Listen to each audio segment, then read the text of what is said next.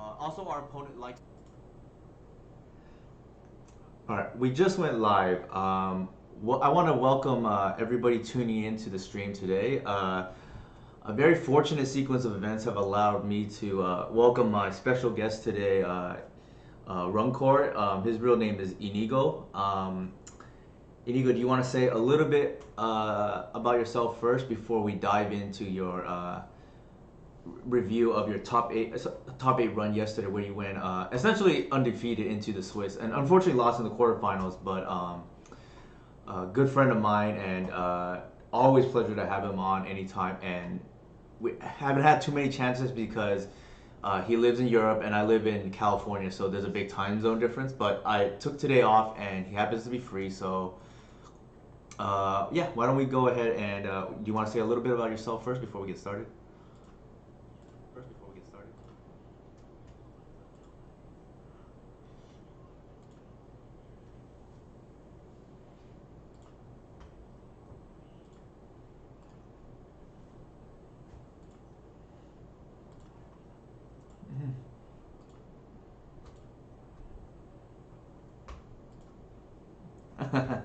Yeah, so I guess before we get started, I'll go ahead and bring up the tweet from Inigo himself, but I want to show everybody the list first that he played, and then we'll have some opening thoughts, I guess, before we dive into the actual replays.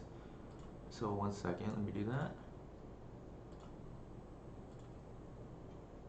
All right, so here is Inigo's list. Do you? I guess before we look at the individual matches, do you want to give your opinions or thoughts on the list first, and whether what you liked and or not liked about the list you ran yesterday?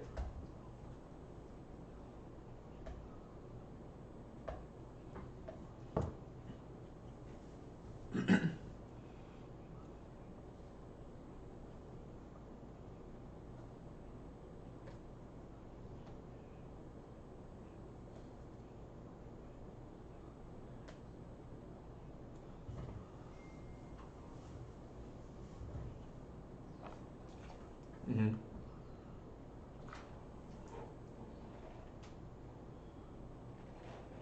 Right.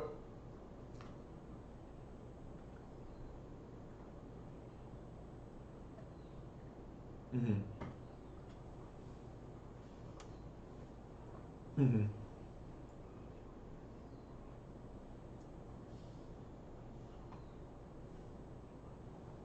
No, I definitely agree. One thing I have mentioned myself before is, and I get this question asked a lot is, how come I'm not playing the fourth shepherd, right? And I think you know, but maybe the audience doesn't know. It's actually the first card that is missing from my list, because if you compare it to the Eternal Weekend list, it's more essentially if you ignore the addition of Baseju. I mean, more on that later, but the fourth shepherd is the 61st card, if you will. And I actually just tweeted out that my Basejus arrived paper form recently, and I know before we started the stream, Inigo was saying that he was happy to see the progenitors go to the sideboard. And if it maps out correctly, ideally for me, I think I can cut a removal spell post board, and then still keep the same mapping against blue red delver as a result.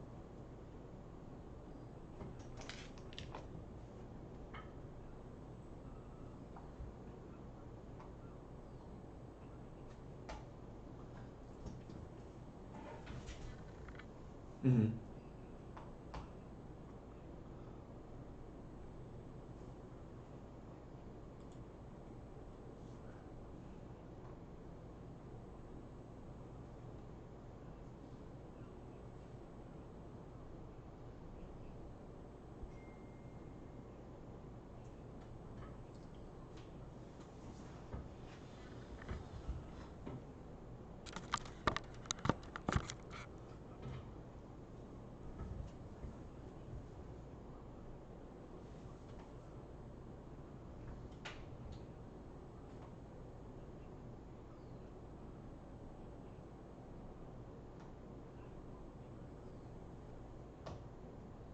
Mm-hmm.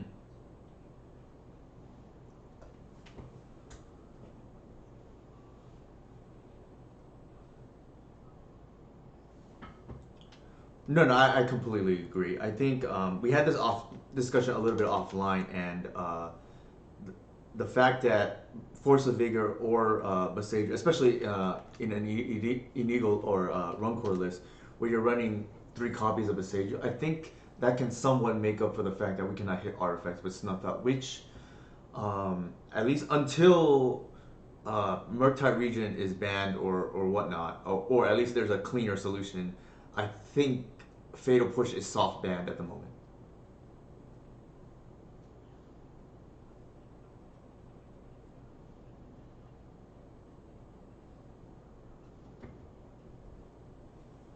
Mm-hmm.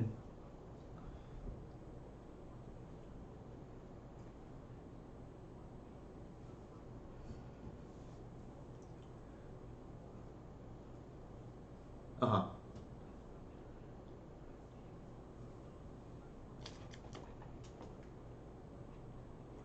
Mm-hmm.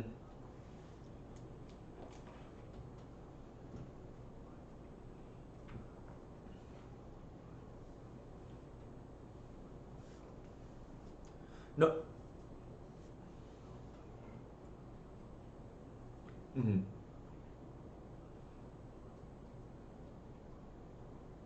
Mm-hmm.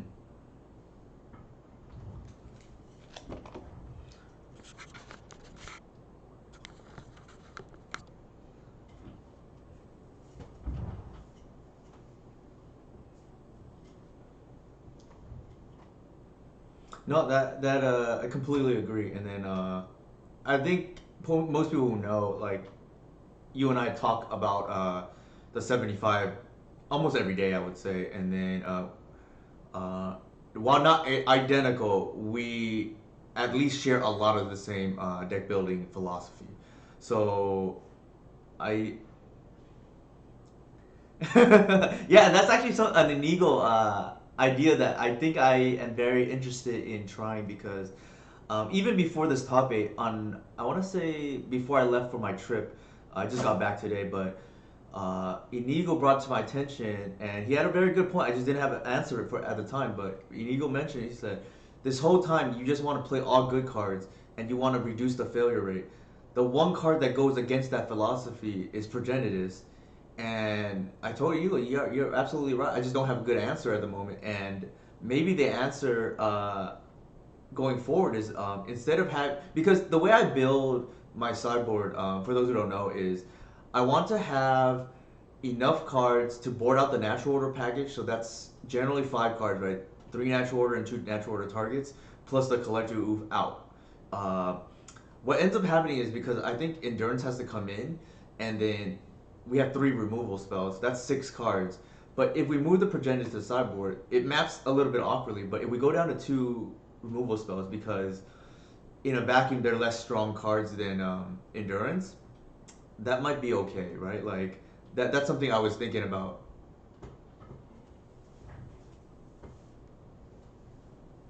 Mm-hmm.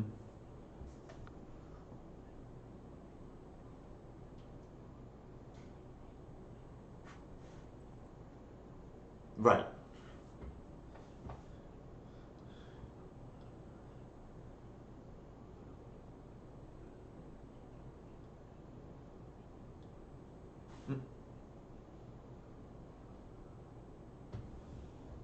Mm-hmm.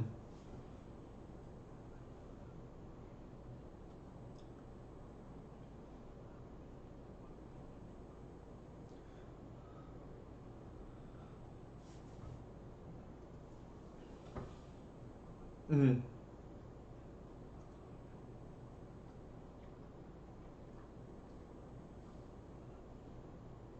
No, I completely agree. Uh huh.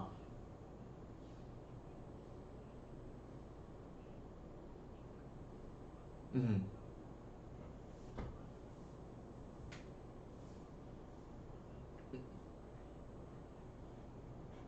You're right, right.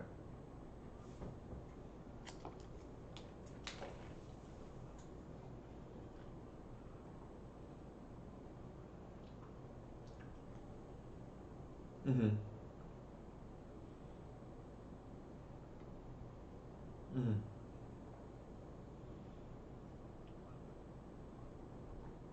Yeah, I completely agree. Because the thing is, the endurance, what I've found is, as I play this matchup more and more, it is just so good against everything but Murtai, and even stops preemptively stops Murtai, right? So, I think if you we the only way I think we can lose is like a fast Murtai, or if they just go threat, and then we just have a slower hand. That's the other way we can lose, I think.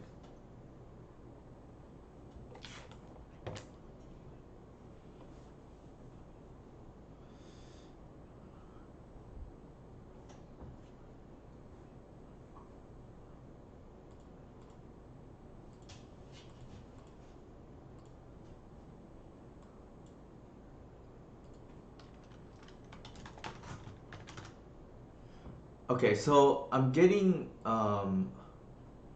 interesting. It looks like no, our chat cannot hear us at all. So let me see why that's the case. Yeah.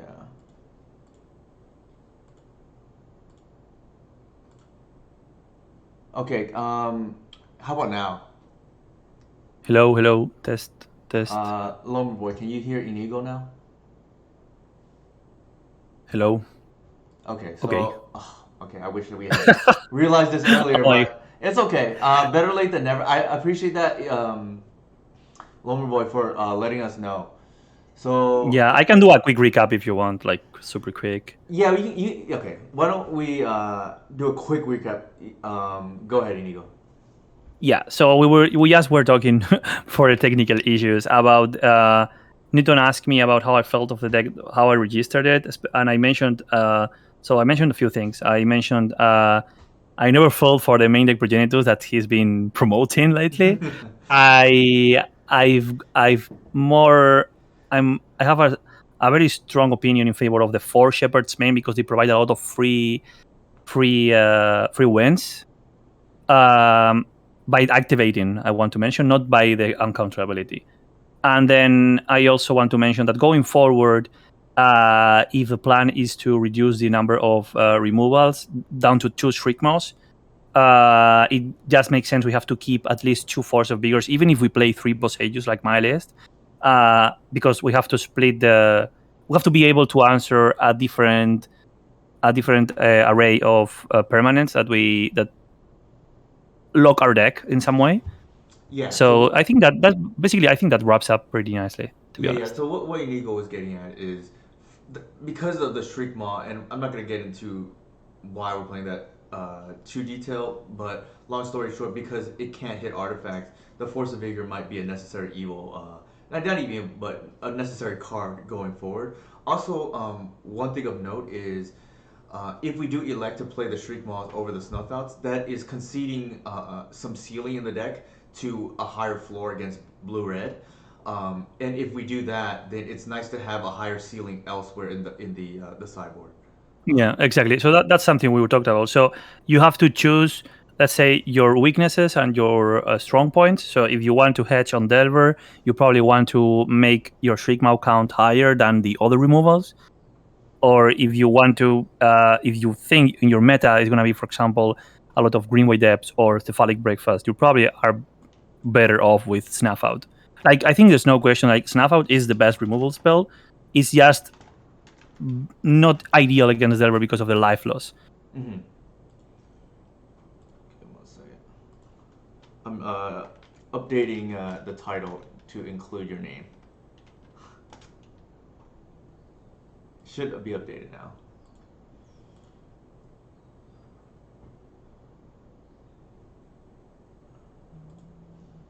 Which card? So Loverboy asks, which card is best versus elves? Punishing Fire, Teague, or Priest or Canonist? I don't think Priest is very good anymore, Lomer Boy, No, because of Gris. yeah. Canonist is still decent, so is Teague. I find Punishing Fire is okay, but might not work if we have an active Reclaimer, is my. I would say if the elf player is aware you're gonna punishing fire him, probably punishing fire is probably the worst because it has main deck answers on Reclaimer and the one of endurance, Mhm. and maybe the elf player can let one or two elves go until the punishing. until the opposing player taps their mana, and then bog our endurance in response accordingly. Yeah, I would agree with that. I think if the elf player knows you're on punishing fire, they can easily play around it. Uh, the I would say the two strongest are probably either T or Canonus. I would What, what, say what do you game think, one Inigo? probably Tig. I would say probably game one Tig because Mm-hmm. our only answer to Tig is Grist, and it requires having the Grist already or a tutor. Mm-hmm. And our tutors are so valuable that maybe on some borsted you don't want to use it. You wouldn't want to use it on that. So it forces, like, I think Tig forces our hand the most probably out of the three. I would agree with that only because the hardest card I think to answer for uh, like these Knight of the Reliquary decks tends to be Progenitus, right? Like it is typically game over. Um, so I would say Teague is probably the best, and then Canonus, and then the other two. I think there's some play from the elf player. Yeah, I agree. Plus, Canonist is an artifact, so we already have main deck removal for that in Boseiju. Right, right. Obviously, there's the So sideboard Caracas if the elf player has it. I know Inigo doesn't have it here, but I personally have it, and I think it's like 50-50 whether they have it or not. So it also depends, right? Like I think if you yeah, I really think want on to. an open field, I think it's okay to bring the Caracas because it's like if you don't know your meta or Mhm. if you're preparing for a big event where you know you're gonna be playing like at least 2 or 3 rounds against Like mirror lage, right? anything basically. Yeah. So you're not. I probably post round 3 or 4. You can already expect like the tier one decks, Hmm. but at the beginning of the tournament you probably will be needed to answer other type of decks too. Right, right, right. Also, Karagas has like applications against Leovold too out of these blue Zenith deck, if that's Hmm. popular in your metagame. I think if that's in Selesnya colors. I think if you're in Abzan colors, obviously there are two hate bears that come to mind in Engineer and Opposition Agent. I'm personally more afraid of Agent than Engineer. Um, No, definitely. Our deck is built to Tutor every beat turn, right? engineer, while agent is just shuts off our deck on every angle possible. Right. Our deck is all tutors, so Agent Exactly. is pretty good against us if you are in black. All right. Yes. So I think with that said, I guess we can start the review of, and we don't have to review every match to Inigo. I think only the ones you think are worth the while. Sure. So I think the first match, which is against Davey on Jeskai Stoneblade, I think this one we can review because I think it features the power of Shepherd at Uh the huh. top. Hmm. I All right. So I think you have to click the source. Did you? no, no, I can Yeah. see All your right. Okay. your So yeah, screen. let's go fast through this one. Yeah. So I was on the play. I would just try to not make any extra comments and let you comment on what why do. I'd be tempted to keep that other hand, but it's probably bad. The one you mulligan away. I mean, Davey I is a known Stoneblade player, so yeah, yeah. I was not expecting him being on any other thing. Yeah, so I think I would probably mulligan too, given what you said, and yeah, I put back the cradle like you did. I can't see. Okay, that's the Yeah, Ego I'm list. making it a little bigger for you guys. Yeah. So hopefully the window memory is fixed. Yeah. So even if you don't believe it, Wait, I did do you win just this take game. the hoof? Yes, I kept the hoof. Oh, I would have taken the shepherd for sure because we're not gonna be able to cast the hoof anytime soon. Hmm. Also, it means your natural orders are potentially dead, right? Are dead? Yeah, I agree. The good thing is we did find a land here off the top. Yeah. To be honest, after that mulligan and not finding land of the Once Upon a Time, I was pretty bummed. So Mhm. I think I would probably lead with the birch lore, but I think going with a shepherd there is defensible as well, given that we're Yeah. both way Okay. So behind. here, yeah. So the only thing I want to mention here is when I feel I'm behind, and I like if I think I okay, how to put it. On this position, I feel like I can't afford to having anything countered No, because given I my totally understand that. Yeah. given my given my mulligan, Hmm. so I rather expose the shepherd and have it trade with a removal and not have anything countered for free. So I No, don't I want to be don't want to go further back in tempo. So no, that's that where totally makes sense. Also, game one, especially too, there is more permission than there is removal. So that's true. totally Yeah. fair. I think the only To be thing honest, I go ahead. yeah, I was surprised of the deck playing the wasteland. I don't think they play four of. I think they just play two. I So think I they think I was usually kind of do. I was kind of unlucky, but I don't Hmm. know. So that's a pretty good stifle. Yeah. It's like a decent stifle. We still have the Birch Lord, so it's not like No. devastating. Yeah. I mean, it was done at the correct timing, Uh huh. but it just didn't stop our hand enough. Mm-hmm.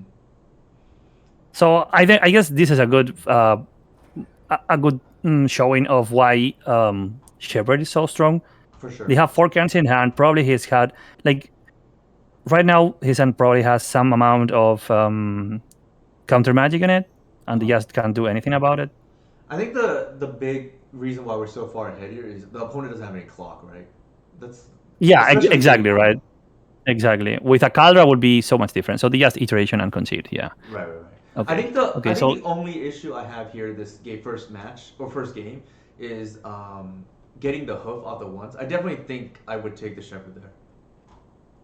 yeah, I honestly think that might have been a mistake. Yes, but everything else, I think I like what you did.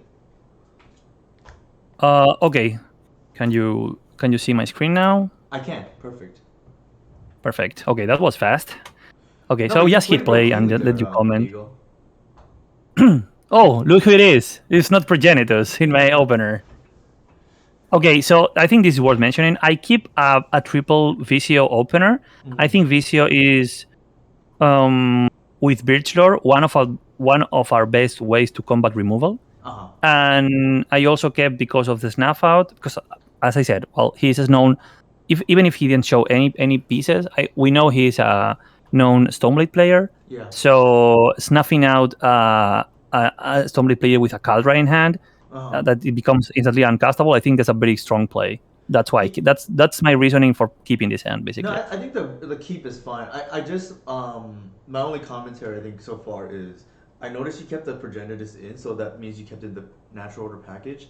I do think your opponent is usually, especially since you saw Stifle game one, that usually means Wasteland as well, and I probably would have boarded a little bit differently. Yeah, this is actually a matchup I have concerns about how to board in because it feels like it has some aggressive components and some control components too. Uh huh. The wasteland also like tilted me a little bit about regarding my decisions Mm-hmm. because obviously this card is very Stoneblade. strong against Stoneblade, right? Yeah. And maybe someone asked why did I bring the Force of Vigor? Well, I didn't bring it because I'm expecting Caldra. I Mm-hmm. So I think, and I know they play iteration, so I want to 2-for-1 myself as like I will only 2-for-1 myself for a Progenitus. If that's so Yeah, yeah, that makes any I sense. completely agree with not bringing Force of Vigor. I probably against this deck, it's a little bit awkward, right? Because they don't have graveyard reliant things. I probably would board the same way I would against Delver, only because I know they have Stifle, right? Yeah. Oops, I didn't see you. Oh, this is fine. Hitting play and working. I think they fixed something on Modo. It's working fine now. That's good. Again, Yeah. our So first. as I said here, getting that's okay. I think just playing playing our draw spells basically. Mm-hmm. I do like that you ran the Boseiju out too. That's like good planning ahead. Yeah. That's a So I good don't really defensive want spell. to give free information. Mm-hmm. So plus we know they play Wasteland, right? Mm-hmm.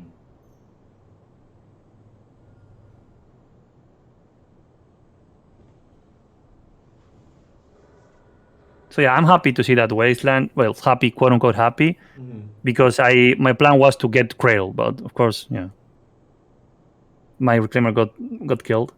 But again, if we are trading 1 for 1, okay. So here a little heads up for myself. So I'm gonna give myself some credit here for not playing the land in the first main. It's really big muscle memory fixing that it has. So No, going into that's good. that, I'm very proud of you, Inigo. Like I noticed it's just, before. yeah. Sorry. Oh no, no, go ahead, go ahead. Like, I know it's just small things, and some people may think it doesn't count, Mm-hmm. but here it doesn't count. But there might come a play where it counts, and because it's like hardwiring you to do that move, Mm-hmm. you are severely punished, basically. Mm-hmm. For sure.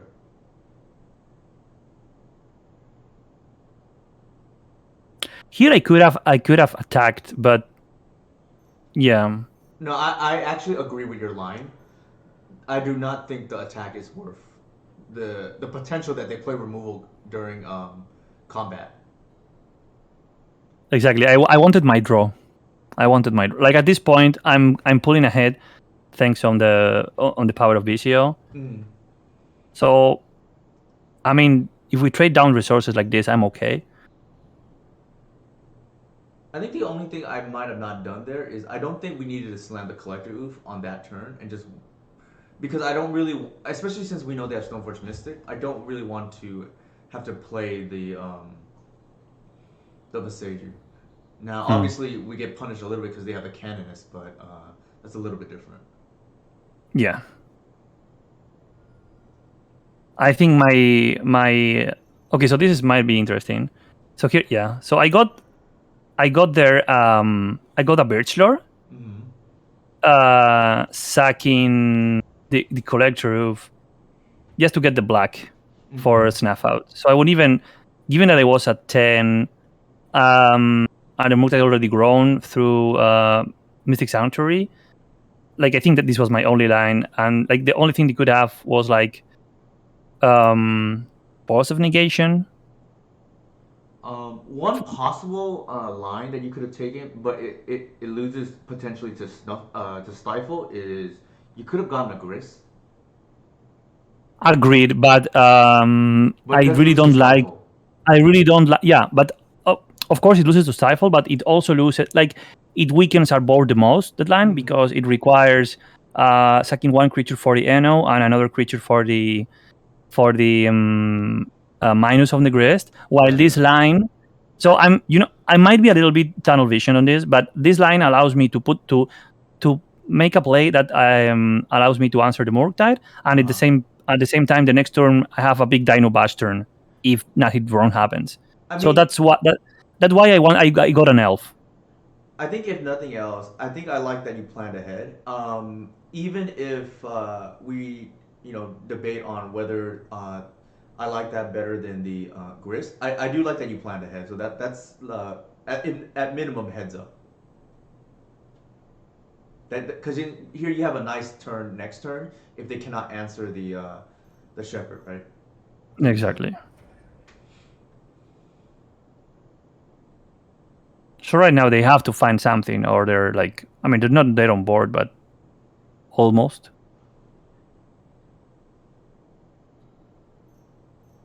So this is kind of nice. Your planning actually paying off here, Yeah, actually. it worked pretty nicely. Yeah. Mm-hmm.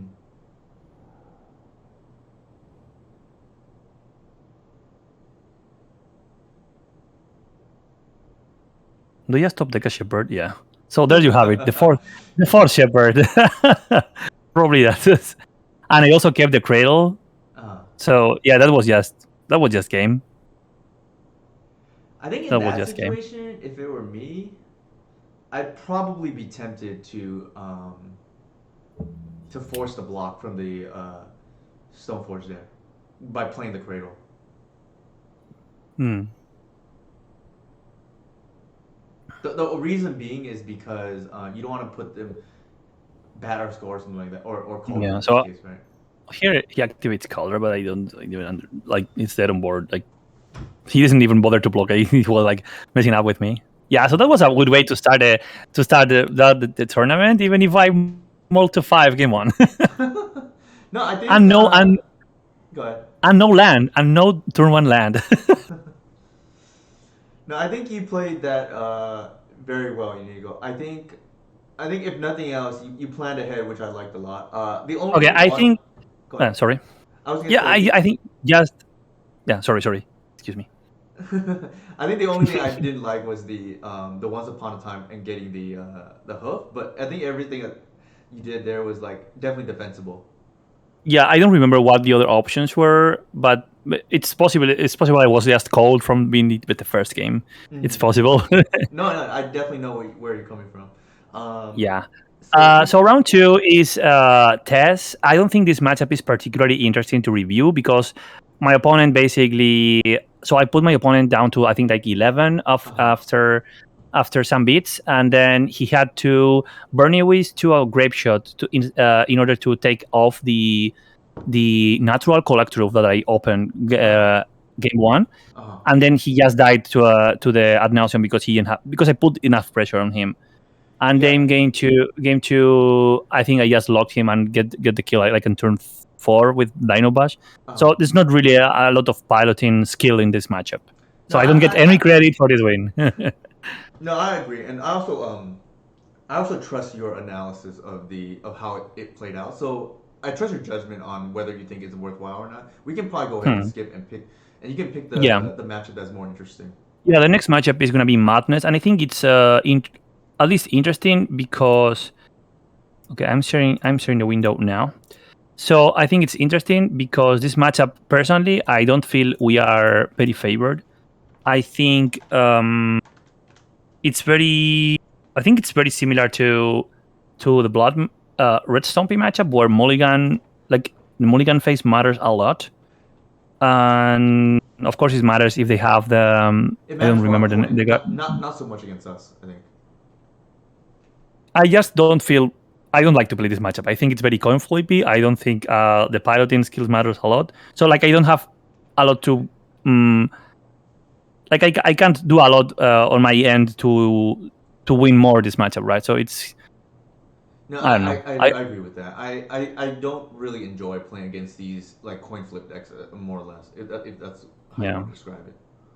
yeah exactly. That's exactly how what I wanted to say. So yeah, here I start the game with losing my reclaimer. That was pretty bad. And here I chose not to ramp with a green sun, which is our usual play, because I Mm-hmm. just want to get my reclaimer so bad, right? Mm-hmm. And also our hand is full of mana, so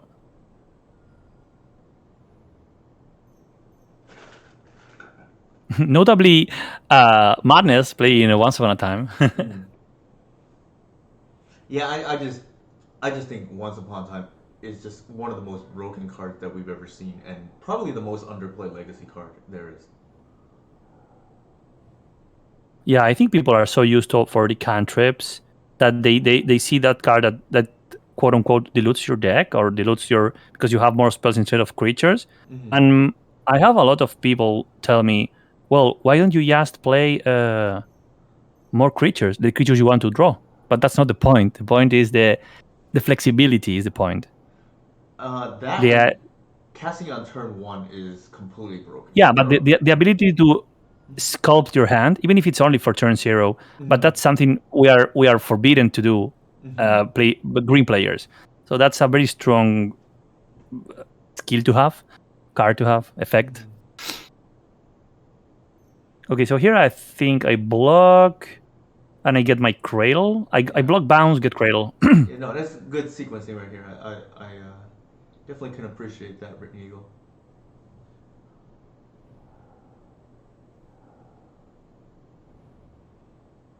Yeah, I was on a call with Ethan. He was playing some limited, I think. So I was playing very chill and relaxed. So Sometimes yeah, I that think that that matters. Like just being definitely, yeah. comfortable. So here I this replay actually took all the time off, but I had a lot of math going on. Like, should I play that last card? Do I play this last riot? I really didn't want to mess up my math. Mm-hmm. All right, so that's about it. So I guess this matchup not really so much interesting. Just I think it highlights the need of removal, Mm-hmm. sorry, of or need of reclaimer Mm-hmm. very super fast in the matchup. Even more than fast mana, I think. I think the other thing is what makes it good too is if they somehow get underneath your reclaimer, which does happen, the backup plan of just ramping with Cradle is always good too. Yeah. Okay, I think this one is more interesting because I have to make some tough pitching decisions. Oh, you're talking about the So sideboard match? I let you be the judge. It's just game 2 of the same matchup.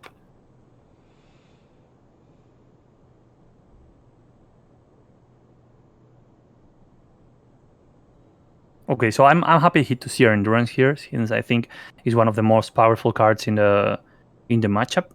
uh, I would say on par with Reclaimer. Drawing the hoof there is pretty bad. Yeah, I think it's gonna be pitch anyways, or no, it doesn't get pitch. I think it gets hard casted at the end. Actually, It's just awkward because we want the natural order to yeah. Okay, so let me pause it here. This is a key moment. I also discussed this with my opponent post game, Mhm. and I think so. Here I'm getting rid of my natural order, incentivized by having the hoof in hand, and I think this is debatable. But I think I don't want my opponent to have 9 power on board turn 2. So I'm doing what I can do, which is at this spot evoke the endurance. Do you agree with this play? I agree with evoking the endurance. Natural order, for what it's worth, still can get an endurance, which they have a hard time beating a 3/4. I think for me, given this board set, I probably would have pitched the hoof and saved the natural order to get endurance on board later on. Yeah. Okay. So that brings back. I'm going to pause here a second because this regarding our initial talk about the deck building and how I don't want progenitors in the main deck. Uh-huh. You would be surprised the amount of times I'm hardcasting hoof. Like it seems far fetched to have 8 mana on some given matchups, Mm-hmm. but I'm hardcasting hoof a lot. And I talked about this with George before he went to Malmo actually, Uh-huh. and also shout out to him and congrats from the top 8. So I talked about this with him, and he actually was testing a list with Mm-hmm. double hoof. So I don't think it's that far fetched to be able to hardcast it, given that we have that easy access to Reclaimer, and that only makes me feel stronger regarding the no Progenitus in the main deck. Like I like so much that even if I draw a quote unquote brick, Mm-hmm. which is Grove, it's Mm-hmm. castable. So for me, that's as you mentioned when I was muted. That's your own philosophy. You have been very like have been taking care about it through the last 2 or 3 years, which Uh-huh. is only draw the good cards and have only good top decks. Right. No, I agree with that. I'm just saying on this particular board state, I do think we are quite far from casting the hook. One thing I actually, since we want to shout out some players, I want to shout out Ollie Rad as well. You know, Sylvan's safekeeper for the top 8 as well. In yesterday's challenge, Definitely. and Inigo for recruiting him to our Discord. Trying to get the good ones. All right, so here I get a little bit blown, a little bit. I do like your sequencing there because if they do have removal, your sequencing of Wirewood there is correct because you have a second elf to pitch, right? Yeah. So this is another example how much I'm trusting that I can carcass hoof at some point. Mm-hmm. That I pitch like I have a redundant symbiote and I pitch it instead of the hoof, and Yes, that yeah. actually wins me the game later. Actually, I think I haven't said this about often, but I think Inigo has more faith in the deck than even me, because yes, I definitely would yes. have pitched the hoof by now. I mean, hey Arkan, it's going good. We're having very interesting discussions. So I think something that I have like evolved personally. I think that probably the biggest thing is you don't have to it's like a how you approach a matchup. Like you have to know you are the aggressor, and Mm-hmm. it helps to see when other players play against elves, Mm-hmm. how they are threatened every time we have 4 mana up. Mm-hmm. They are so concerned about what could happen. Right, they could just lose the game So on the spot. yeah, exactly. So we have to. That's our strength of us, right? That Mm-hmm. and if not to mention if we have an active resolve shepherd on board, Uh-huh. that means they have to find at least three cards, like blue card, force effect, and removal, instant speed removal. So that puts a lot of pressure on many decks that that are very popular in Legacy. Here you're getting really rewarded too with the top deck reclaimer. So pretty soon you can hardcast the hoof. I think we have to do some blockers. Also, again, with this, by the same logic, I like how to say, since I already pitched my endurance and I committed for them having the smallest amount of power on board, Mm-hmm. I I I maintain the same philosophy, I guess, and force of vigor the hollow one. Sorry, would you say? Could you say that again? I was looking at chat.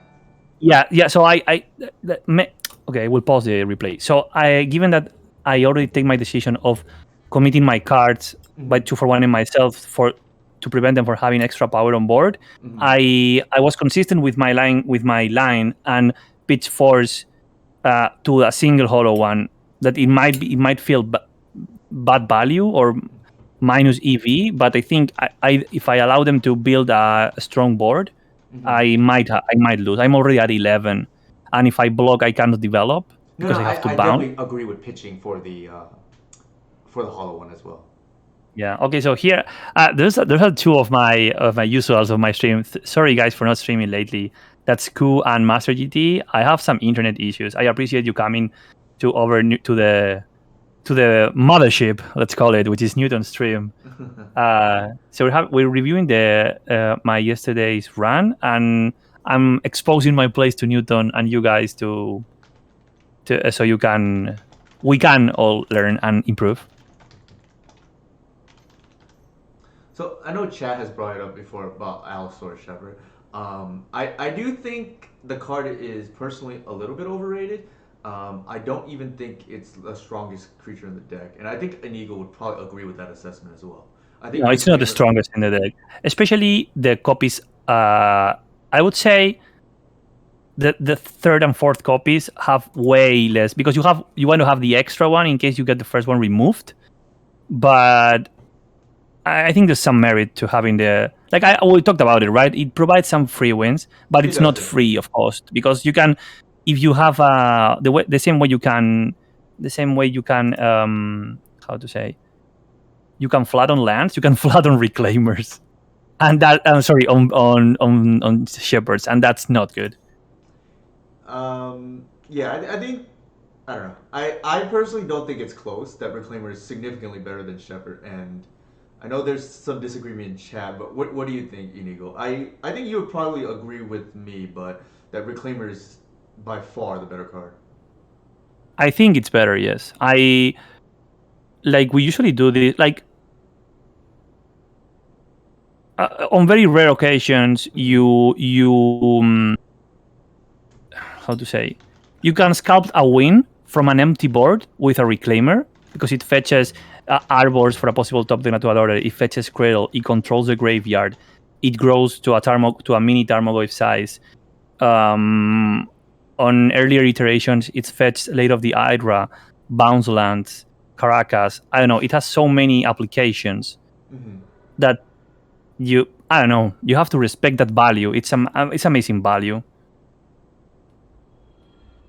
Okay, so this is Jeskai Mentor, and somehow we resolved turn 3 Grist, which is, Very strange, as you yeah. will see, yeah, it's just strange and is bad news for our opponent. Even if it's gonna get answered in the upcoming turns. But yeah, I mean that's probably one of the biggest winners from Shepard, believe it or not, because we were already used, I think, playing around counter magic, but we weren't used to play around Chalice because a way to play around Chalice was abrupt decay turn 2, right? Mm-hmm. Now I definitely So think the biggest gain from Shepherd is not even against the blue decks; it's really against the Chalice decks. okay, I want to pause it here and mention something, and I want to ask your judgment on this. Sure. So here I'm feeling, given that the grist has been unanswered for some turns, Uh-huh. I am already putting up a considerable amount of pressure on board. Uh-huh. I decided to not play anything else. Like, okay, I say, all right, so this can put some pressure. Like, I think you can tell by this, like, I'm playing very calm. I'm feeling comfortable in this situation Yeah, I don't think because there's really any need to because you can just set up, especially there's no Progenitus main deck, so I think I would just pass as well and just set up for a kill next turn. yeah, okay, so you agree. Perfect. Like, there's no reason, like, they need to answer the Gris, otherwise they're just eventually gonna lose. Yeah, I think they do. They do. I was surprised because they already have 3 colors, and they chose to kill my reclaimer. So my read there was, well, they're gonna be, must have a Snapcaster in hand, right? But since I already am holding Endurance, I feel absolutely no need to committing anything else to the board. I think Also, at this I think next point, I step I didn't probably know. would have Endurance just to wipe their board and then pitch natural order. Just for a faster clock. Could be, but I still don't know if our opponent is playing Jeskai Walkers or Jeskai Mentor. So Mm-hmm. I'm very afraid of Supreme Verdicts plus Mystic Sanctuary. Mm-hmm. Yeah, so he finally answers the Grist, but Grist has left a heritage of 3 insects. So I just go for it now. Yeah, yeah. It's nice when they tap out. Like, then it's force Yeah, or lose, right? exactly.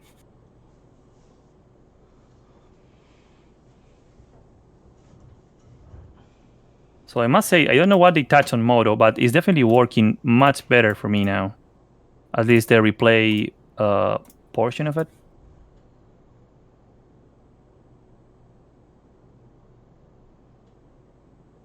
I think it's between EI and DRC. I don't know Oh, which one interesting. Not which even one is Murktide. more threatening. I don't think Mordite is a problem. Like if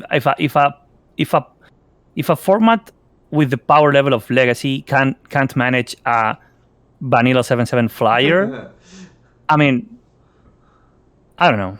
I No, think that's completely fair, for sure. we have live uh, alongside with Uro, with Oko, and much more monstrous threats. Was there a particular reason you led with a shepherd there? Or maybe I just missed it. I was looking at chat. Excuse me, can you repeat? Was there a reason why you led with a shepherd instead of the Thoughtseize there? I might have missed it. Uh, I don't know if you had the Bayou yet or not. Let me scroll. Yeah, oh yeah, you did have the Bayou. So Yeah, I because think I was on the draw and they had up, so yeah. So this is something I'm trying to avoid. I don't really want to run my discards into a brainstorm and then like oh, they let blue mana up. I must have missed yeah, that. So that's heads yeah, up. exactly. So I try. Sometimes if I feel I'm pressured enough or I'm waiting too long, I will, because they're all already using resource, right? Which is Mm-hmm. the brainstorm, which is a very very strong resource. So it's not like win-win for the win-win situation for them.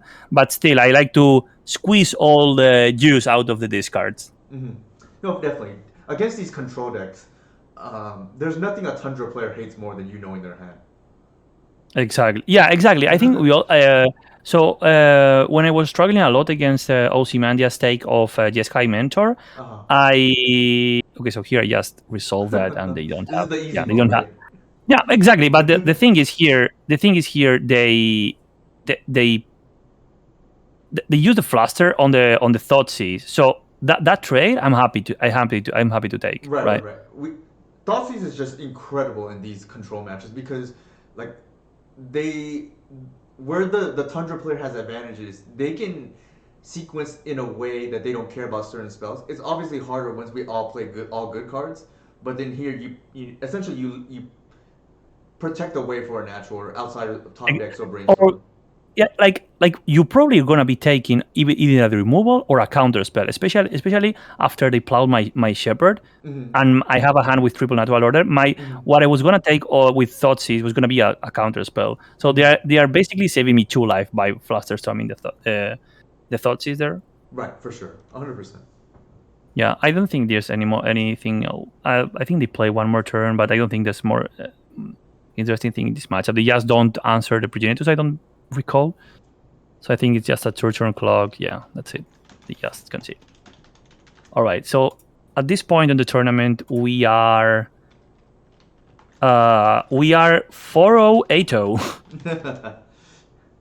So And there's now some it, discussion about expressive iteration. I do think there is a chance if that gets banned, Delver could play the card I just tagged, which is a decent. The big downgrade is it doesn't pitch to force, but Reckless Impulse is pretty good too. Reckless Impulse. 1 and red sorcery. Exile the top 2 cards of your library. Until the end of your next turn, you may play those cards. Yeah, Brian Cook used to play this one, and so did Tony. Yeah, Tony still plays it, I think. Yeah, they no, Tony just cut it from the main deck in favor of the monoliths, and he's now playing Overmaster in the main deck. Okay, I think yeah, you're right. I think the old list probably still plays it. I just saw a quick plug for the Epic Storm. I just saw Brian, the Epic Storm's latest video, and he has Tony as a guest.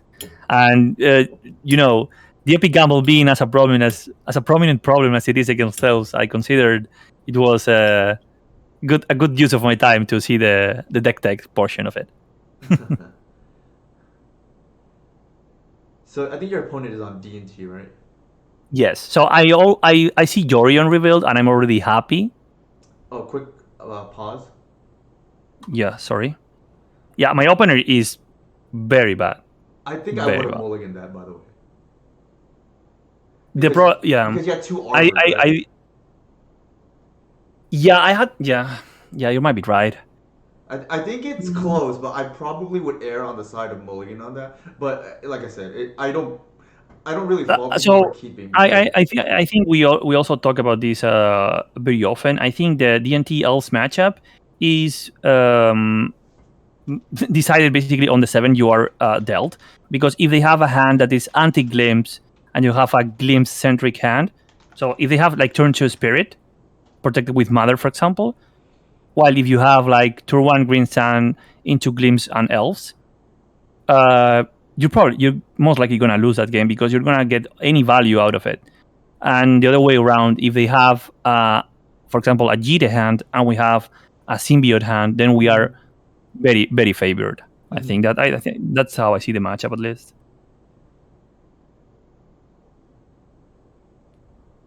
Yeah, I think he's probably up to it. He was very nice to me on chat.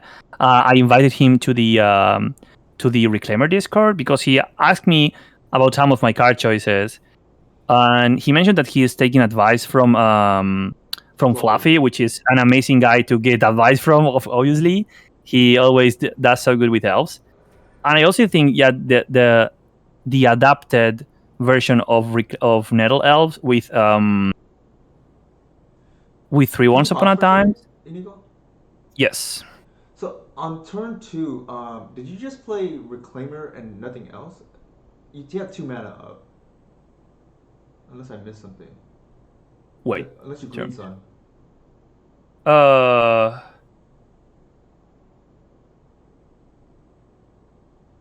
Yes, but I got ported.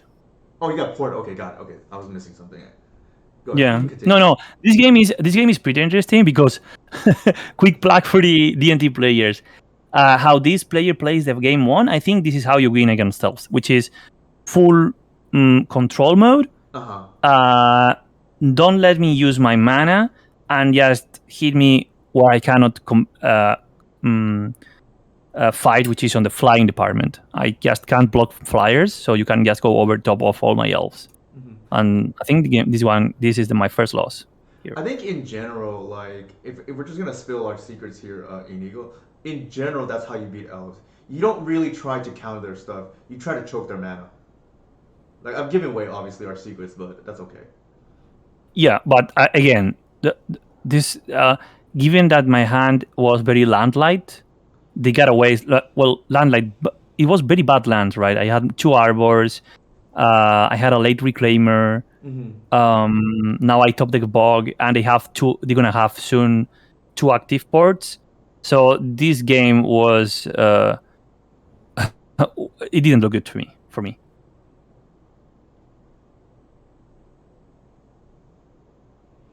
Yeah, I think Inigo has formed kind of a friendship with Ali already, so he probably. Yeah, I will definitely message him. He looked very nice to me, so he'd probably be down to do that.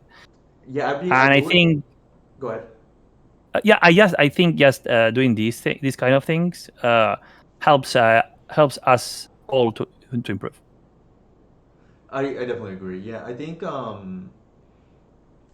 my brief interaction with both Ali and Fluffy have been very positive so far. So I'd imagine they're very nice. Yeah. I would say they are not the classic Nettle players that they. Well, okay, I don't want to be elf racist, but they are like, how to put it. They are open minded. They are willing to. They are willing to, like, if other people have put the time and thoughts on something, they are willing to. They're willing to consider, for example, the addition of the third Once Upon a Time, which other Nettle builds totally disregard. So I think that's how you improve, actually, not closing your deck building options Mhm. to anything really. Like No, I was just gonna I'm say all into following testing everything. That's just following up on that. I know Martin, that's Fluffy's name, Lindstrom. We briefly talked in the Reclaimer Discord, and he actually has used a lot of our ideas as well. Because and just following up on what Inigo said, like if there's a good idea, whether you like to play one version or another, like why not test it? And I know initially he was, didn't play the Once Upon a Time, but then he he gave it a shot after I recommended it, and after Marcus, I would like to respond. Also recommended to him because Marcus has tried it in the Netto build, and I think now he's agreed that like the Once Upon a Time is just amazing fixing at the beginning of the game. yeah. I actually I didn't get to play I didn't get to play the showcase because my car broke. My battery car, my car's battery died, and I didn't made it on time to the computer. But I messaged Fluffy the day before, asking because he recently top 8'd, I think, Uh huh. another regular challenge, or he actually did really good. So I messaged him to share some thoughts, and one thing that I got me very happy to hear was that he said, I am 100% sure that three Once Upon a Time is the minimum for this deck. So I was happy to hear. I was happy to hear that, Reno, because other players will. I don't know. Yeah, we've had issues before. What Inigo is hinting at is from traditional Elves players who just will not touch Once Upon a Time because they just don't want to mess up their glimpse chains. But the thing is, in my opinion, and I think Inigo's opinion, Once Upon a Time actually puts you in a position to glimpse earlier because you have more access to Cradle, right? Or Heritage It's Tree. a it's a. Wait, are you not seeing the game? I am. I am. Oops. All right. I had to move my mouse for a second. I think that was why, Inigo. Yeah, that's why. Okay, so yeah, I just drew Progenitus here. Your friend. Oh, God. It always Also, finds its way into our hands. yeah, exactly. I like here. I we identify a very obvious weakness from our opponent. Uh huh. He didn't fire the waves. He played turn one wasteland into Vile. Mm-hmm. That, of course, he mulliganed. Mm-hmm. But that makes me move into a green sand for Collect Roof. Yeah, they missed land drop, right? This is turn 3 already. Exactly. Yeah. So we're on the play, so they actually didn't miss it yet, but I think they will. Wait, did we lose game 1? Yes, we lost game one Okay, I to wasn't paying attention. a swarm of flyers. We actually lose game one to a flicker wisp. Yeah, I wasn't even paying attention. I just assumed we won game 1. No, we lost. We lost it.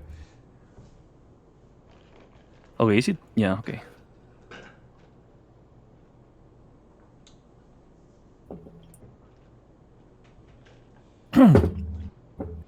Okay. Oh, Now but it's the reviews we doing weird got. stuff again.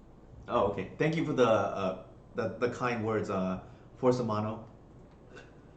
Yeah, I think I definitely enjoy also because I get like this is the longest time I can speak directly with Newton on a call, so I get to put most of my thoughts regarding the deck. out there. Yeah, it just so happened everything lined up really nicely because Inigo had this really nice run in the challenge yesterday, and it just so happened I had today off, so very fortunate sequence of events. Yeah. So again, our opponent here not firing the wasteland. It's a big sign of weakness, right? Well, in this situation, it's a little bit different because you have the reclaimer up now, right? But yeah, Yeah. So it's a here, little bit awkward, right? We just if you the thing is like with the reclaimer build, you just want to hit land drops, and it's why we've kind of cut Queen Ranger, because we just have a higher land count, yeah, and I'm we can beat these I'm wasteland decks pretty easily. I'm tempted again to try to find one slot for Kyrian like that. I love her. I do love miss myself a Queen Ranger as well, and I think one copy is still does a lot. It's just we don't fit it because there's just so many good options now, right? Yeah. So here with the top deck of Force of Vigor, we just so they just concede to the Force of Vigor, Mm-hmm. and now the most interesting of the bunch, the game 3 against DNT. This is gonna be, I think you're gonna enjoy this one because we will see a Pacekeeper situation.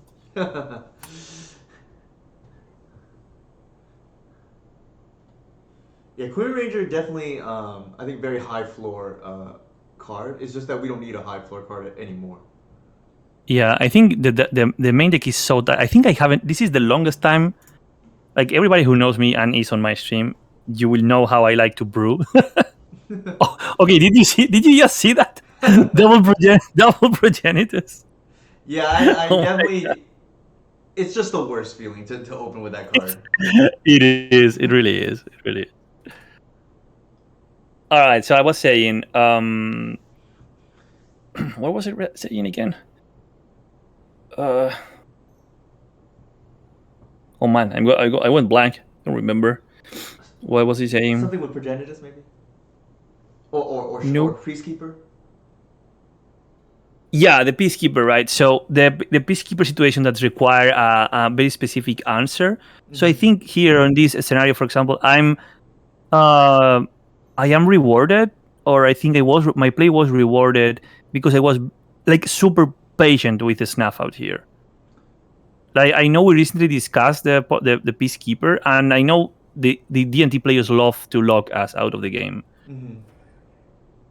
Oh yeah, sorry, that's a Master GT. You are right. So I like to brew and try everything. Since else is the only thing I play, I Okay. like to uh, test everything. So this is the longest I've been without any change in the main deck. That I'm very happy with my current main deck. I only tried the hexproof dinosaur for some days, and I went back to it because it wasn't that good. Mm-hmm. Okay, so here I'm gonna pause it. So here I'm already reading. I am already reading Peacekeeper here because they fetch a mother. So I Uh-huh. think they want to play both at the same turn or sequence it some way because they could have getting a Calibra to put pressure against us, Uh-huh. and they didn't they chose not to. So I think this is an okay read from me. That again, it's turn 6. I have an active snuff out, and I haven't fired it, and I have multiple good targets. Right. Mm-hmm. Mm-hmm. The other thing about not firing the force is because I really want to, if I can, I want to hard cast it. Yeah, you're trying to extract full value, right? Exactly. So I don't feel I'm behind it by any means here. I have an attacker they cannot block, so it's a inevitability. It represents inevitability on the board. Mm-hmm. So I want to extract maximum value of my removals. Mm-hmm. Cloud, I don't like my progenitors because I draw it so often. You wouldn't believe it. So I think the So one thing I want to iterate to is one thing about elves, and especially this version, is uh, it's much more of a control deck than people realize. And as long as you're patient and don't panic and know what to do in the situations, you often get rewarded for that patience. Which hmm. Inigo here is getting will get rewarded for the snuff out and the force of vigor. Yeah, so here I just decided to fire it, right? And even hardcast mode, I don't want to lose. Yeah, as you said, full value, right? Mm-hmm. Full value. And funny note on this game, I end the game without any fence land zero fetch lands in my deck. I extract all of them with Reclaimer.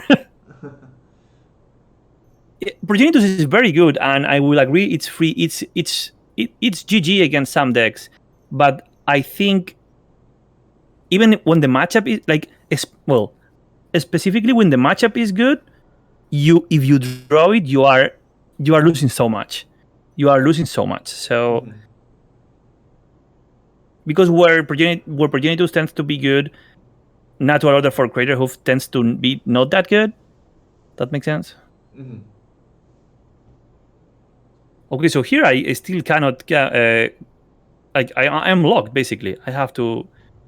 They don't have more protection for the Peacekeeper, but I have to draw either my second Snuff out or a tutor to get the Grist. Right. Either So I natural or green do. sun.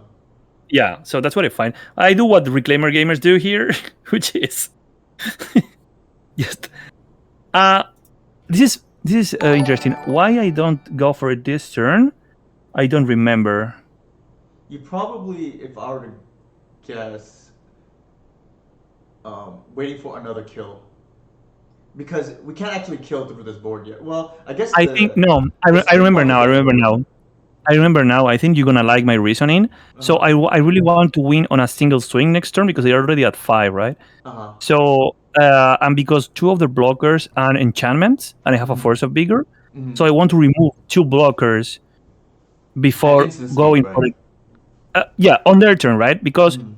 the real problem here is my line to get rid of the Peacekeeper is gonna put me back 2 creatures. Mm-hmm. So that means I will have 2 less attackers, and they have some strong blockers plus an active Stoneforge. What did Stoneforge tutor earlier? Do you remember? They tutored a GTEP, which they didn't play in all this long time. Well, they're So not that's another attacking, so that makes reason. sense. Yeah, but that's another reason for me holding up Force. Mm-hmm. Like I knew about the GTEP, so I was sandbagging it for as long. I really wanted to hit Spirit on the GTEP. Uh-huh. Of course, it didn't make any sense after they played the second Spirit. Mm-hmm. So now I think if I remember correctly, I just hit both spirits. Well, I deck thing. Oh no, I will do wait one more turn. All right. So I guess I have double cradle. I don't care. But yeah, so the idea is the same, right? Mm-hmm.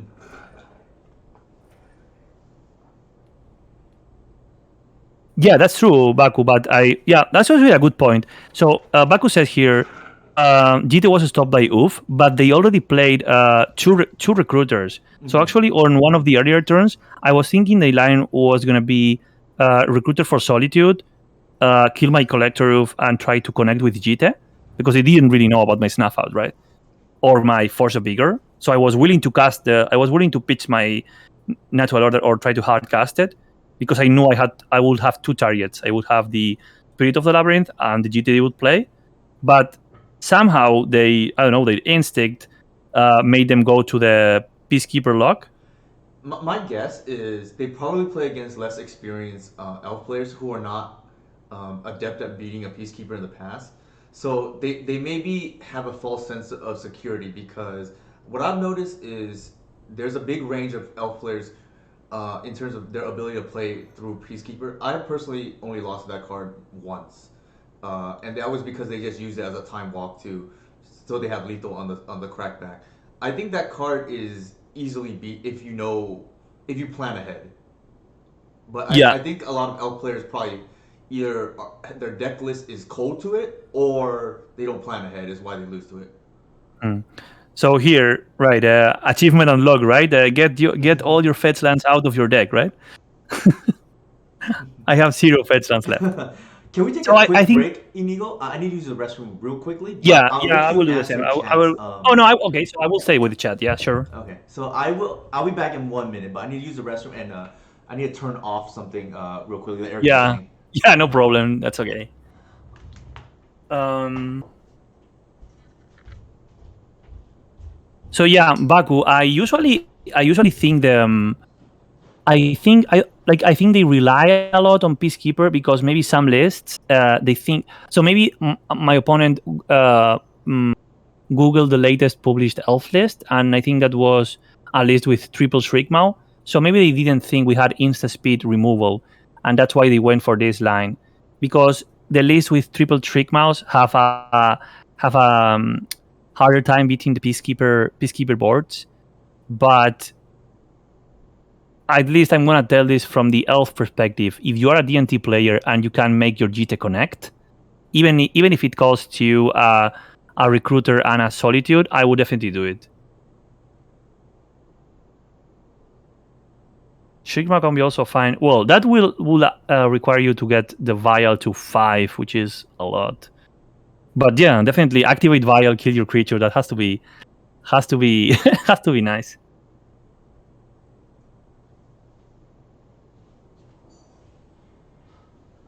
Yeah, this is true, Bagun. This is true. We have less answers, and merit for you. We already have one of our answers on board, but really, GT connection against elves is GG. You rarely, like, the only way you beat that is like you have a ton of creatures, like so many.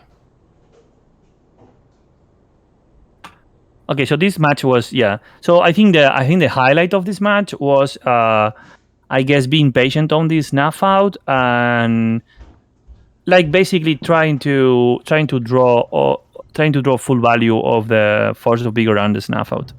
Basically, it helped me that we recently discussed on the Elf Discord.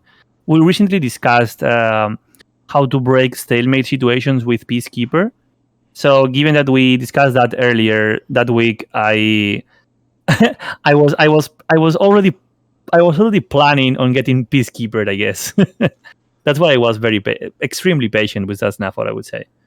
No, I think watching you today, Inigo, I've been very. I want to say also, yeah, I mentioned this earlier at the beginning of the stream, but also before the stream. But unfortunately, thank you, Loner Boy, again for pointing out that the audio wasn't working for Inigo. But I've been very Yeah. impressed with Inigo's improvement because I think in a span of only a few months, he's gotten, in my opinion, a lot more patient and just like overall very like cleaned up a lot of, I would say, things that he had to deal with earlier. What do you think Inigo helped you the most in like the big improvement in the last few months? To be honest, it's just having your ass kicked so much. Yeah, when you lose to, I don't know, when you're playing okay and just you make this little sequencing error, like playing your land before you activate your stuff, or floating mana wrongly. Like it seems very little percentage, but this deck really is. You are heavily punished for that kind of mistakes, I would say.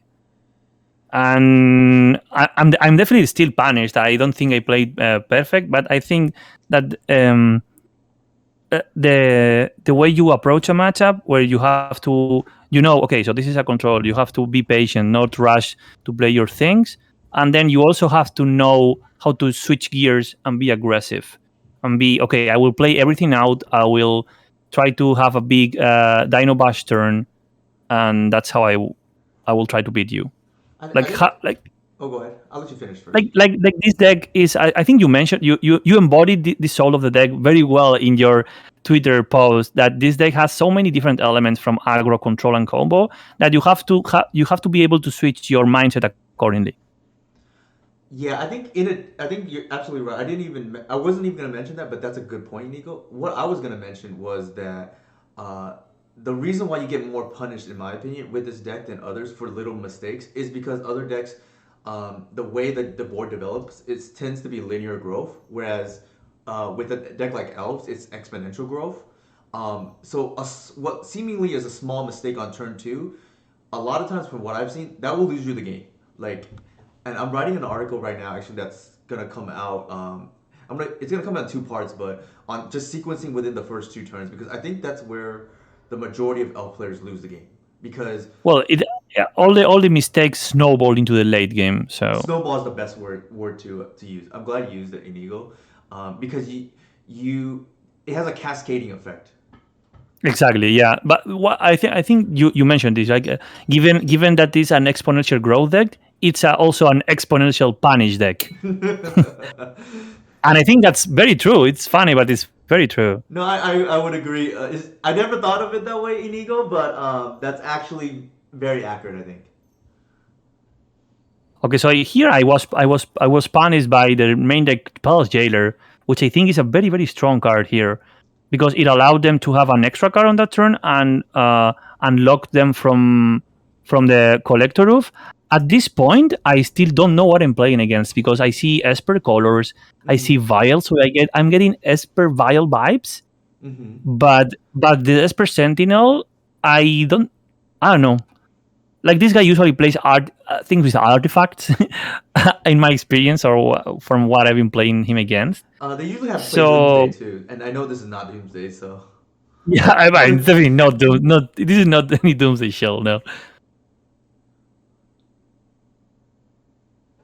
you should know Does this is Talai's Javier? deck. Well, I to be honest, I played very recently against him, and I don't think Esper Sentinel was on the list. So the card that put me off, I think it was Esper Sentinel.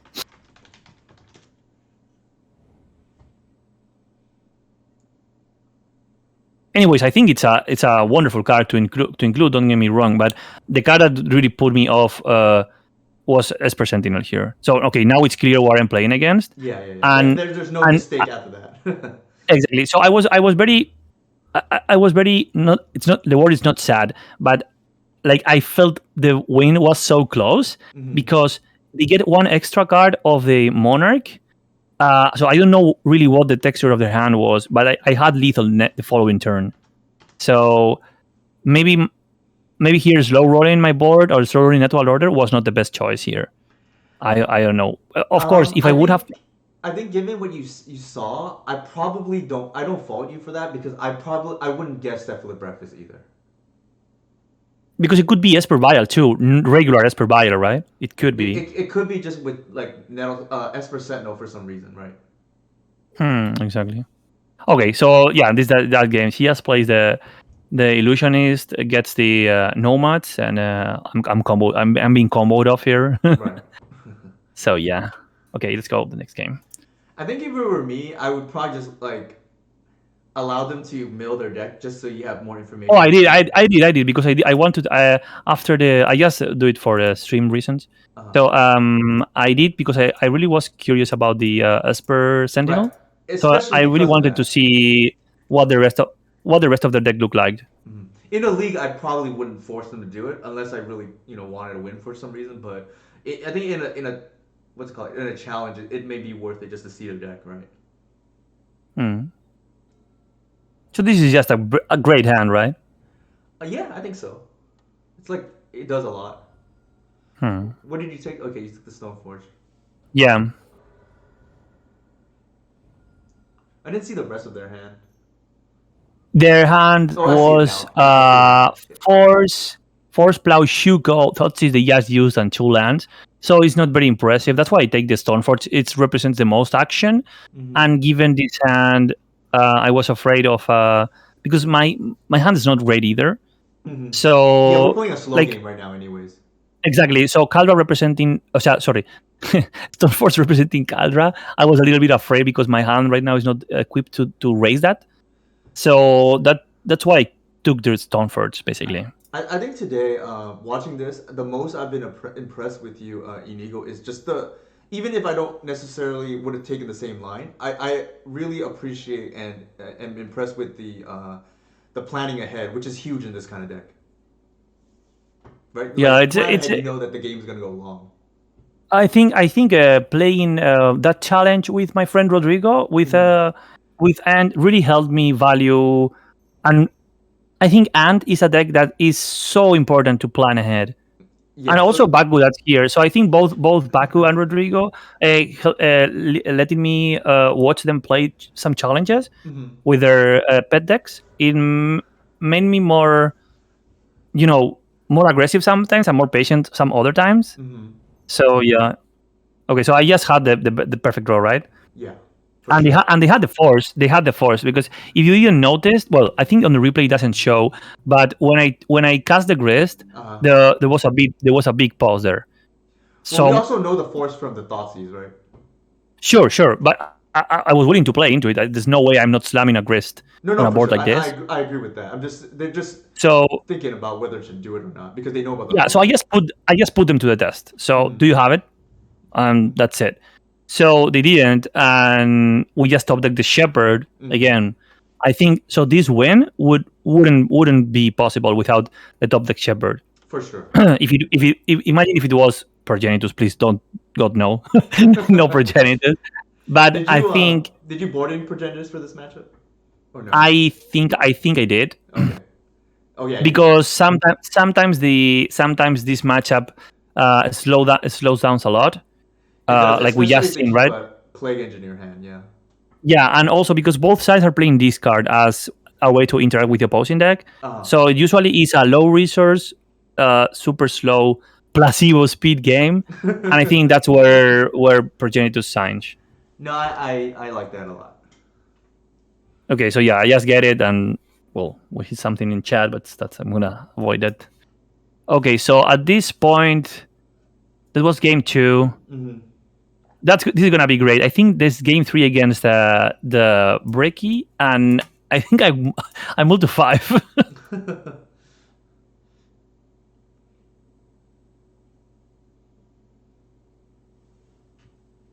Baku is just being grinding modern. He's a multi-format grinder, basically. Yeah, usually the skills that are associated with Delver translates real well to other formats and other decks. Yeah. So here I go down to I really was very so I had to put down some other cards, and I had I think a Boseiju and another land maybe I don't remember. Mm-hmm. So I think here I'm like my very best hopes are I don't know, find Reclaimer, Bayou. Once upon a time, Reclaimer, Bayou, or maybe turn one Thoughtseize, depending on what I see of the ones, right? Mm-hmm. So this is a very, very weak hand. Our opponent went down to 6 and mentioned that he might have followed me down to 5, but he didn't. So let's see how it unveils.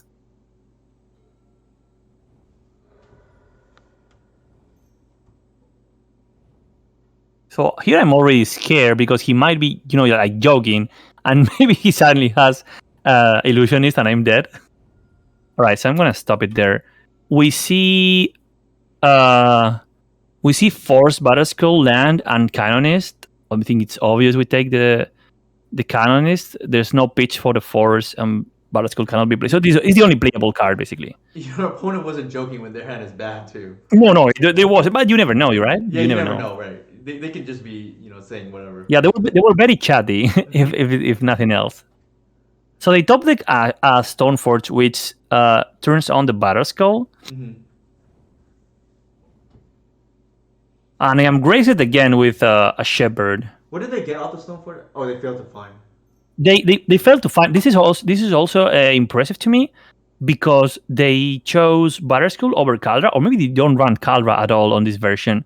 I would have to assume that they do, and I think it's probably a mistake that they kept. Yeah, exactly. So yeah. I think Kaldra specifically against elves, Mm-hmm. Kaldra is because we do damage on a big chunks. Mm-hmm. I think Kaldra is so much superior. Agree. Than Battleskull.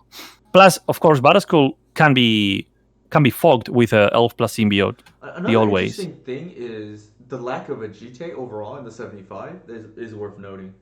I don't know if that's stock or not. I don't know. I don't really know. I do know, as Baku mentioned, the only players actively developing this list are probably Makuto and Javier, and maybe a few other more, but not really a lot of players grinding this deck all day. No, that makes sense actually. Inigo, that I haven't run into it too much too. Well, I actually ran it. I lost my win in 2 weeks ago. I think I messaged you. But that was Javier though, right? Yeah, it was Javier, and I reviewed the match, and I took some bad decisions regarding tapping Reclaimer. No, we So that's the thing that I want to commend actually Inigo on. When I first reviewed some matches with him, I actually told him I think he would benefit from watching his own reviews too, because when you watch it with fresh set of eyes instead of fatigue from the tournament or whatnot, or just like tunnel vision in at the moment because you're multitasking, especially if he's streaming. Hmm. You see things differently, and I also think you can actually, because of the result, see how things played out, right? And I think I want to commend Inigo for putting in the hard work to watch his own replays too. Yeah, sometimes even it's not only watching, but maybe just thinking about it, like with your head cool off. Mm-hmm. So you can maybe, okay, so what did I read? What could I have done differently? Mm-hmm. And sometimes it's, as we said, right? Sometimes it's a small mistake like tapping Reclaimer for Cradle, which is not a bad play, but on this matchup, it represents your opening to death, basically. Right, pretty much. Yeah, you Yeah. typically Okay. don't So, like Reclaimer is an ace against these graveyard decks, and you don't want to tap out for no reason. yeah. Okay. So at this point, uh, we are 6-0 undefeated, and we play round 7. I'm paired with Arcan. Mm-hmm. I'm going to skip that matchup because we just play for sport. Because since he was streaming, he asked me if I would be okay to concede, and I was okay. Why not? Like I don't have anything to lose, and I was really looking to my opponents. Mm-hmm. So we just played it. I beat him games 1 and 2. I conceded then game 2, and then game 3 he beat me. But I want to tell you something, Arcan. I missed a land drop, and I could have not ordered one turn earlier. I had a window, but I was just playing loose because I wanted to have dinner before my top 8 match. So yeah, but it was a good matchup. I think the Texpile matchup is. I think the elf player is very pressured to have a window like on turn 2 or 3 to resolve a big spell, and after that, the grind potential of the Texpile it's probably too much to keep. Like we cannot outgrind them. That's what I mean, right? It's very hard for us to At some outgrind. point, you're gonna have to slam Nash Order. Yes, at some point. Yes, so I think we have to slam the big eraser rather than playing. Like we don't. I don't think we are control at all against them. No, no, no, no. I would agree that you want to plan to win around turn 5 or 6, like All on right, and average. now the cherry on the end. It's the Delver matchup, which was my only Delver matchup and my only loss too. That was a little bit of a bummer. I don't think I played it wrong, but I was super punished for. So I'm not gonna put this on luck. This was totally on me. I decided to keep one lander game 1, and as you are gonna soon see, this was Did you know very. your opponent was on Delver or no? Uh, I didn't. Well, as you know, I don't like to Google my opponents Uh huh. usually. What I do is I look at my own data. So like it's if it was real life, right? So I've Mm-hmm. played against this guy. This guy usually plays this. I know what he's usually on. And last time we played, he was on some Jeskai mentor, I believe. Mm-hmm. So because it was like the boogeyman during those times. Mm-hmm. So I kept a hand with like not respecting land destruction, I guess. I think the thing is, Or I probably would have mulliganed this hand even if they're not on Delver. The reasoning is, if they plow your Green Sun, you probably don't have mana, and the glimpses probably are dead for a while. I think I would have mulliganed regardless, unless you know I for think I think I mulligan this one. Okay, Or no, I don't. Okay, no, I don't. I don't. and So yeah, especially if so they're on here Wasteland, then you're severely punished. exactly. So if as you said, right, if I go Green Sun Arbor, they go Bolt Wasteland. Mm-hmm. I'm out of the game, literally Correct. out of the You game. just you probably just lose on the spot. Exactly, but I have to play into it. I don't have any other choice at this point. So yeah, step one accomplished, right? Yeah, I think they probably have the Wasteland here because especially a good Delver player will know Bayou is sometimes a sign of Weakness. weakness. Sometimes. It's weakness, yeah. Yeah. Turn one Bayou, guys. If you play Delver and you see turn one Bayou is weakness, no doubt. Yes. Sometimes you have the cradle, but like you can just cheese a win on the game on the Yeah. spot, so you might as well go for it. Post board is different because you have snuff out and other options, but game one turn one value is very weak, Mm-hmm. like extremely weak. And especially since even in a even against a non-wasteland deck, I would say the second glimpse is already a mulligan. So I definitely would have mulliganed this hand. Yeah, I agree. So here I lead on Shepherd because again I think it's similar heuristics of round one. Mm-hmm. I feel so much behind. I don't want to lose to counter spells. For So sure. since I can remove one axis completely, I do. So I think Yeah, in general that heuristic applies, not even in the elf archetype, but in general. Like when you're behind, you generally have to take more risks. yeah. So I think we talked about this at the beginning of the stream. There you have Mm-hmm. the triple, the super feared triple flying draw, right? Yeah, this is the way I think you're most likely to lose, where they just have where you stumble out of the gate and they just have triple flyers or something like that. Yeah. So you're gonna be surprised because the game is super close. It's actually one turn close. So of course here I'm praying Cradle, right? Mm-hmm. Because basically Cradle unlocks my hand. Big time, yeah. So I think the bolt here is no, they don't right now. Okay, so I think I right now I expose a reclaimer because if I find a line, I can just go for Cradle next turn. They just bolted, and that's I think that's okay. So here I was ready to yeah. So that's what I meant. So now that they tap out and they put the 6 card on the graveyard and they resolve all the surveil triggers, I say okay. So the only way I go more behind is them resolving a Murktide. I don't really want the DLCs to go online. So So one thing worth noting here is you could let the bolt resolve before endurance. What that will do is if they have another land, they can't put bolt back on top, right? With the sanctuary. yeah, yeah, that's some. I think I'm already feeling so behind this game that, but yeah, you're definitely that's something to improve. Um, Not that it I will matters definitely here, right? have no, but maybe it does It because could matter, as right? you will Yeah, yeah. see, no, I will let you be the judge of that. But Okay. yeah, so I what I had in mind was okay. I want my like even if it's a um how to say even if it's an emergency play Uh huh. because we rarely want to evoke endurance. It's such a strong and it's the MVP in this matchup basically. Right, right, right. So on par with Reclaiming, I would say. So I really want my endurance to evoke, so I don't really want to them then having another land drop kill my shep. I don't know. I just want okay. So I said okay. They made this move. I I was willing to. I thought six cards was enough for me to justify um evoking the endurance here. Mm-hmm, mm-hmm. I mean, That's more that's than anything. reasonable. Of course, the game looks very bad. Yeah, you in general with this deck, you don't really want to be missing drops. Oh, sorry, that was my dog. Yeah, Lou.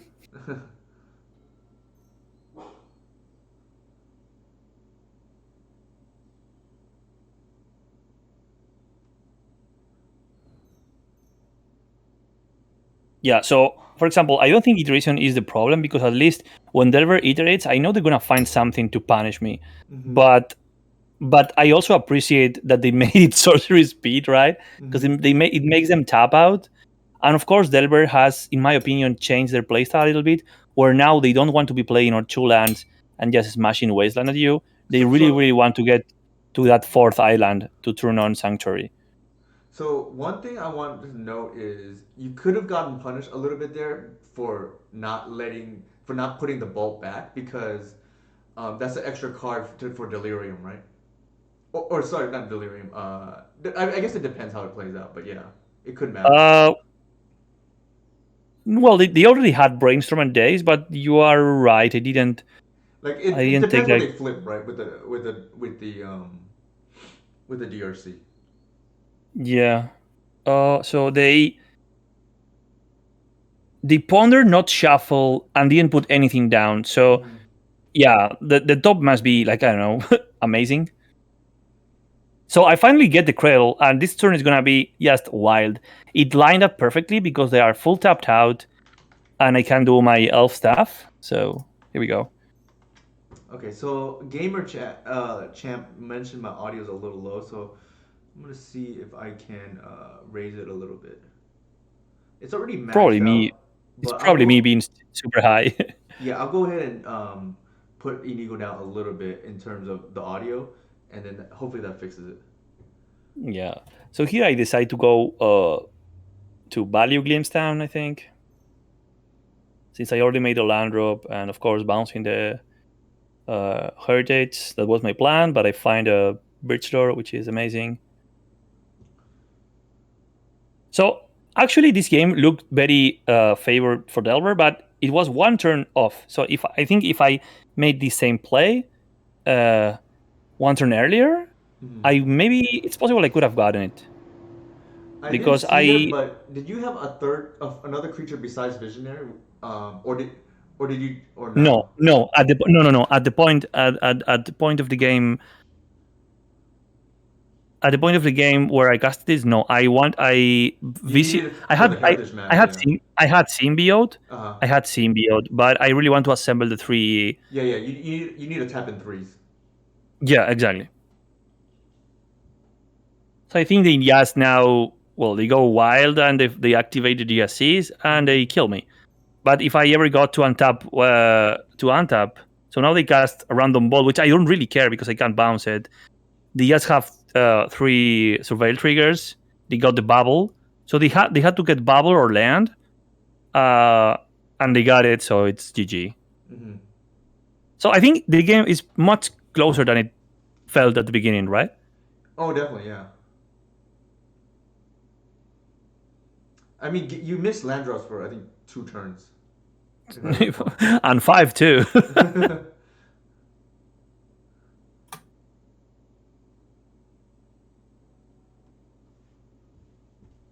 All right. So this is game two that I win.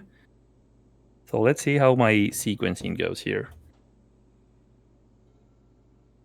I think this is the Shriekmaw highlight, if I'm not mistaken. uh, I'm gonna stop you right there real quick. Yep. There was no reason to play the Bayou before the Once Upon a Time, especially since we're on the play. Uh, so something to keep in mind, right? I think if it were Mm. me, I probably would have fetched first and then Once Upon a Time to thin. But even there's no threat of days, so you can Yeah, work there's no first. days. No, you're right. Let me just review that. Play one you cast once. Yeah, no, you are completely right. There's no.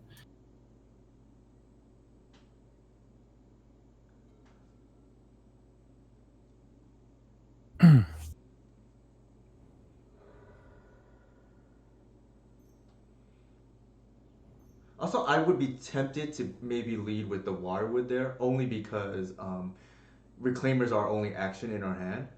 So we want to make sure that it can stick, right? Yeah, so I'm here. What I'm thinking here is I really want to. If I cannot extract extra value of the shepherd, I want to play it when I when I'm next to activate it, right? No, no, I like your play there. I think I didn't, I can't see, but did you lead with the Heritage or the Wirewood? The heritage. Okay, I think that's good. Yeah. So we are already in game in post board territory, and every symbiote means one elven life saved from a the festivities. So yeah, that's my thinking there. So here I'm so happy I slow roll the shepherd because basically I they time walk themselves by playing that counterbalance, right? Mm-hmm. Now I'm trying to assemble three and getting reclaimer because reclaimer will allow me to fetch cradle. Mm-hmm. I'm definitely thinking about it, but my reasoning here, and I can recall this because I was I was mentioning this to Ethan. So my plan here was, okay, I want to open myself for one turn to an devastating end of festivities. That's why I play the second Wirewood to potentially save 12s. And Mm-hmm. if I ever untap, I will have the defensive Dino Bash available. So they have to have it next turn. If they don't have it, I'm not immune, but I can sustain one end of festivities without it being too bad. That was the reasoning for my play, at least. Yeah, I think I would not have taken that line only because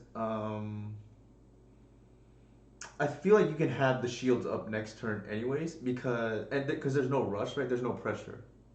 I think the shepherd makes it so that Yeah, they but take again, care of. why why would they have kept this hand? So they had turn one bolt, turn two counterbalance. So I here I'm thinking, okay, so I think they are relying a lot in counterbalance here.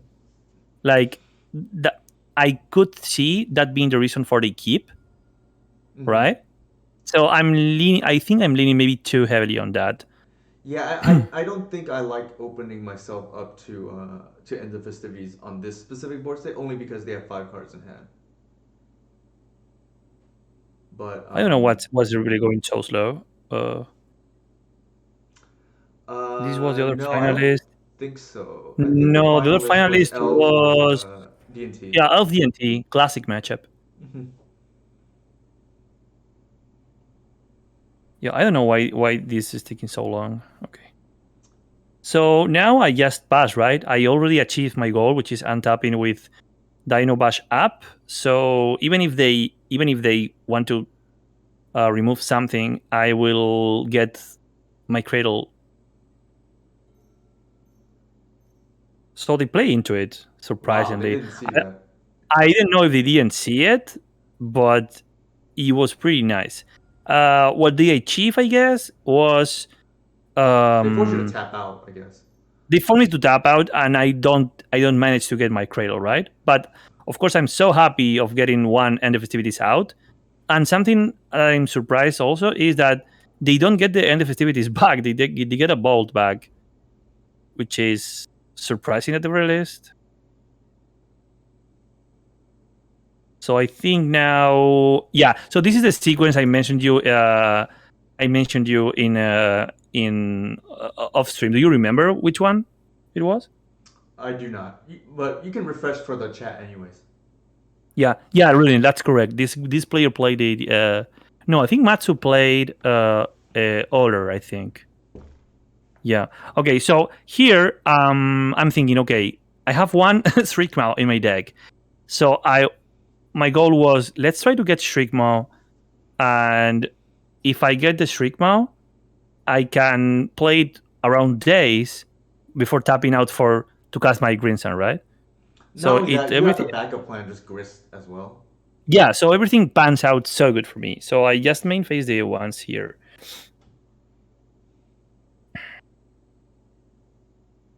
I do find Shriekmaw. So I go tap 3. And since I found the Shriekmaw, I slightly changed my plan, which is okay, so I'm going to protect my board again with a symbiote, right? Actually, I think if you really wanted to protect your board there with Symbiote, I would have bounced one of the creatures so that you can bash with the Reclaimer, right? Because if they end the Yeah, festivities there, you lose. yeah, but I really didn't want to. They had a bolt, so I didn't really want to exhaust my symbiote. I don't know if they tapped out or not. I have to look, but I don't remember either. yeah. Yeah, so here I lose my Wincon, but at least I get Cradle and I got a lot of mana. So basically, when you untap with Reclaimer and Cradle, that basically you You're are way green, ahead, yeah. you are green lights, right? Yeah, I think they don't. I just draw some cards and they concede this game. I don't know why. Maybe they have a stifle, or is the replay bugged? I don't know. I think if they really wanted to bowl, also, Okay, so I don't know yeah, I if you find a would have tapped Topic out that Endurance, next turn, which is but super great. yeah, the endurance here is amazing. Yeah, we talked about it, right? It's a. I think it's. I think it's a hard. I would have a hard time deciding, but definitely the MVP in the matchup is a 3/4 tribal for I its own. probably It's would for be tempted to Well, I guess you wanted to attack there. That must be the reason, right? Why you main phase the Yeah. advance? Yes. Yes.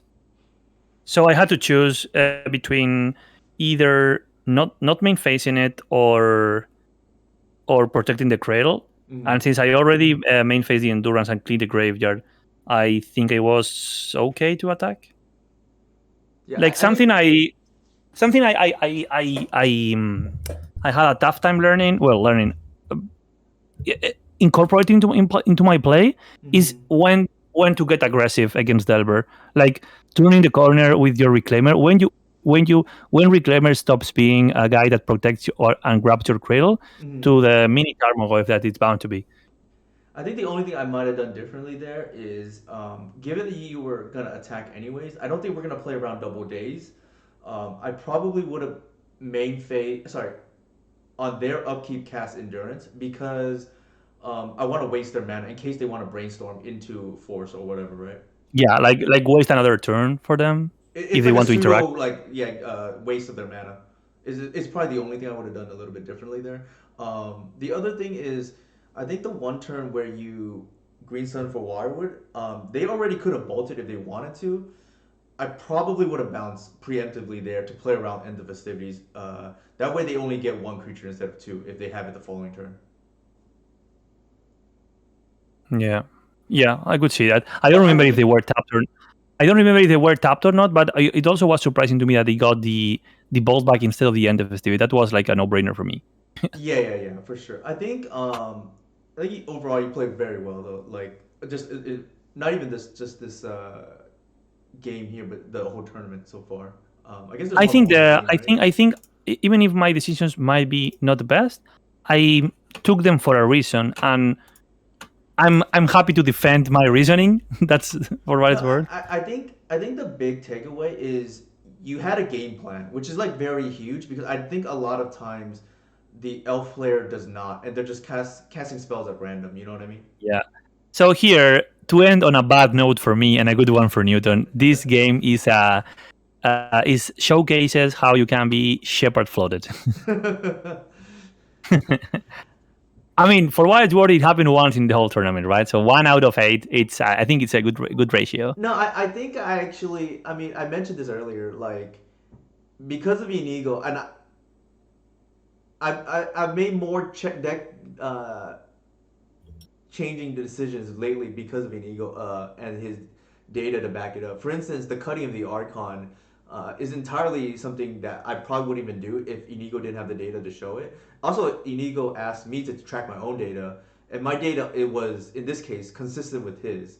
Um, in that the Archon didn't win that many game ones anymore. It wins some game twos, but the thing is like I'm not even sure if it's enough to justify the war in the spot, right? Yeah, you mentioned that usually, and I agree, I completely agree that it wins. Okay, wait, I want to pause this. I want to make this comment and then pause this. Mm-hmm. So it usually wins game choose easier also because of what you mentioned. It's getting breached over by the discard, so it has extra help, right? It's Right. not You're actually 100% getting on to its turn own. 3 or 4, right? To naturally win. Exactly. So it's you're avoiding the turn 2, turn 3 MVP for your opponent, and then you buy yourself a window to resolve a very strong natural order Mm-hmm. into Arcan. But what I've personally found is if you actually can produce this super early natural order, Mm-hmm. if your opposing deck wants to ad nauseam, being Test or Ant, Mm-hmm. even if it's not lethal, maybe hitting with just Hoof and one Arbor or Hoof and one guy, it's usually enough to put them out of effective ad nauseam range. Yeah. So Go ahead. no, it's just that. It's just I felt Argon. It's not a brick like Progenitus is, but it was like a semi brick because Mm-hmm. it required our board to be well. It required us producing 5 green mana and Mm-hmm. having 2 untapped elves, one then being Birchlore. So Mm-hmm. that it's a lot to ask, I think. Yeah, for sure. I think the other thing I want to mention too is um, when we looked at the data, and I think this was consistent with Inigo, the only matchups were like we tracked the data in terms of when Archon would win the game, and there were two specific matchups that it was very good in. that were common, and those two were Ant and Painter specifically. All the other matchups typically we still won with Hoof, and especially if Painter or Ant are not super popular in meta game, I think going forward it's just something that unless there's a lot of that in your metagame, it's probably not worth it. And then the extra upfront slot for something like an extra discard spell, Force of Vigor, is probably worth more. I don't know if it's worth more, but I think Archon is only good. I feel it's only good when paired with natural order. Like the best possible scenario is like a turn two. It's dreamy, right? But it can happen a turn two natural order. Mm-hmm. So that's like the best thing you can produce. I think But in there are terms all of like consistent gameplay, like the Archon is best in something like turn one discard, turn two something, and then turn three natural order. That is exactly. yeah. But at the same time, I noticed that uh, we our deck can produce regular turn three kills consistently on turn three. It still can, yeah. So so so so what like you always do the math, right? If you can go for lethal, you never you why go for Archon? Like it's I don't know. I also dislike that it felt like a brick sometimes. No, I I definitely definitely agree. hard cast my fair share of Archons, but I think um, in full fire design era, you are not allowed to draw a card you can't cast.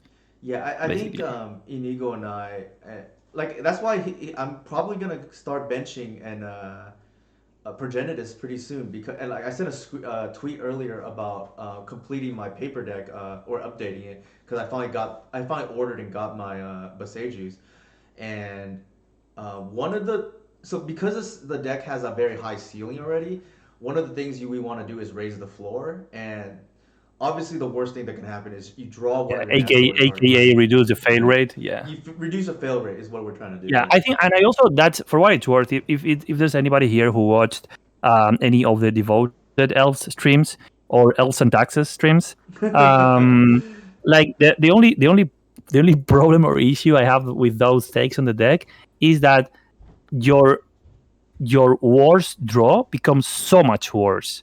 Like the potential to draw two devoted druids and two heritage druids as your only creatures. That is like okay, now I have even a 0/2 or a zero a 0/2 that doesn't do anything. Your Mhm. turn. Like No, yeah, I mentioned this also on my Patreon channel that, well, actually, Star Fox mentioned, oops, Star Fox mentioned this, but one of the strengths of this build is essentially almost every turn you're representing a board state that can kill. So, especially against these control players, it's just a nightmare for them because are they gonna have consistent removal every turn? Likely not.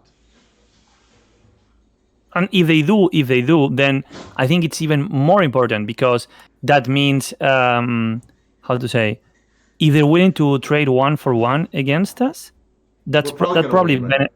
yeah, because that approach benefits the deck with the best top deck, and I Mm-hmm. think past turn three we we are such a good top deck. Yeah, I agree with that. Like the cards is essentially out of the 60 cards, you typically have, in my opinion, 58 really good top decks, right? Like there's two natural order targets that you don't really want to draw, but the rest of the deck tends to be very Yeah, and good. that's something I've been thinking. Maybe we could trim on the third NO, but it's just that's No, I don't think so. I the don't raw think we can. the raw power is so high, Uh huh. you're probably not allowed. Yeah, essentially, Inigo and I joked about this, where there are certain fringe matchups, and I said you don't want to find out what their deck does, and natural order is the best way to that happens, right? Like if you're playing against a Yeah, mid player, you don't know what their end game is, so to speak, and then you that don't brings me really back want to get memories. invested to it. That brings me back memories of our last stream together when we played literally every creature, every non-tier one creature deck in Legacy. Like I think we played from Food Chain to Nick Feed to I don't know. We played everything that it We was to played against a play. Pox player like two times, I We think. played Pox. Yeah, true, true. All right, so back to the last game, and that's going to be the end of the stream probably. So here the big decision when I kept this hand for me it was okay. So I have three lands and a very good CMC three spell, but now with this snaff out picked up from the top of my deck as my first draw, like the big question here I think is when do you want to play my Bayou, right? So do I want to play preemptively to snuff out something they want to play, or do I want to sandbag it as much as possible to be sure I can cast the grist? So I will let you guys decide if that comes back to punish me or not.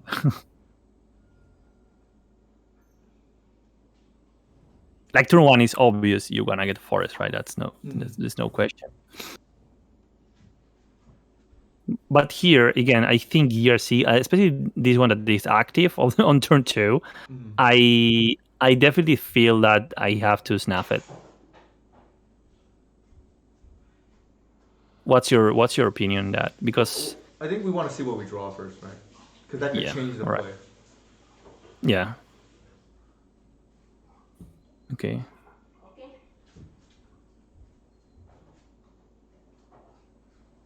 Sometimes it goes slower. I don't know if it's the me actual thinking. Yeah, all right.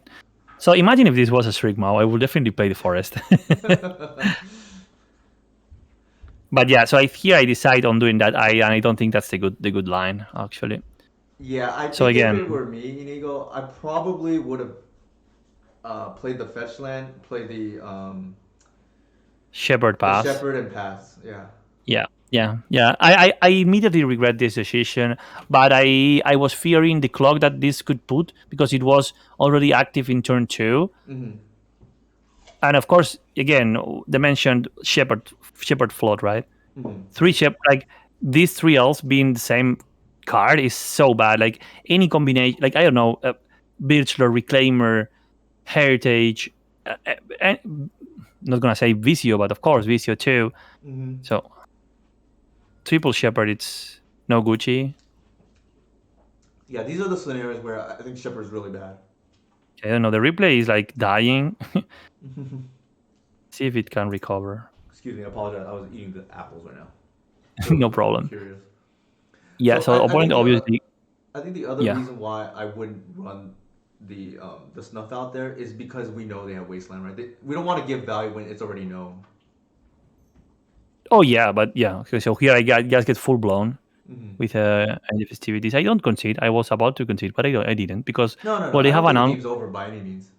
they have an unflipped Delver, and we are in the like if we top the another land, we're kind of back in the game. They have two cards in hand. Mm-hmm.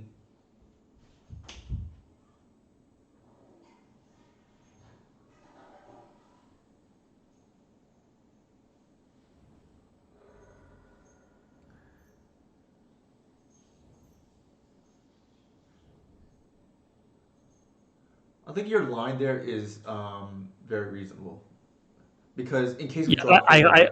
I am playing to my top. Yeah, I am playing to my top, drawing any land that allows me, even Boseiju or Cradle, allows me to cast the Grist and No, probably I stabilize. like that line a lot actually. I would have taken the exact line you just did.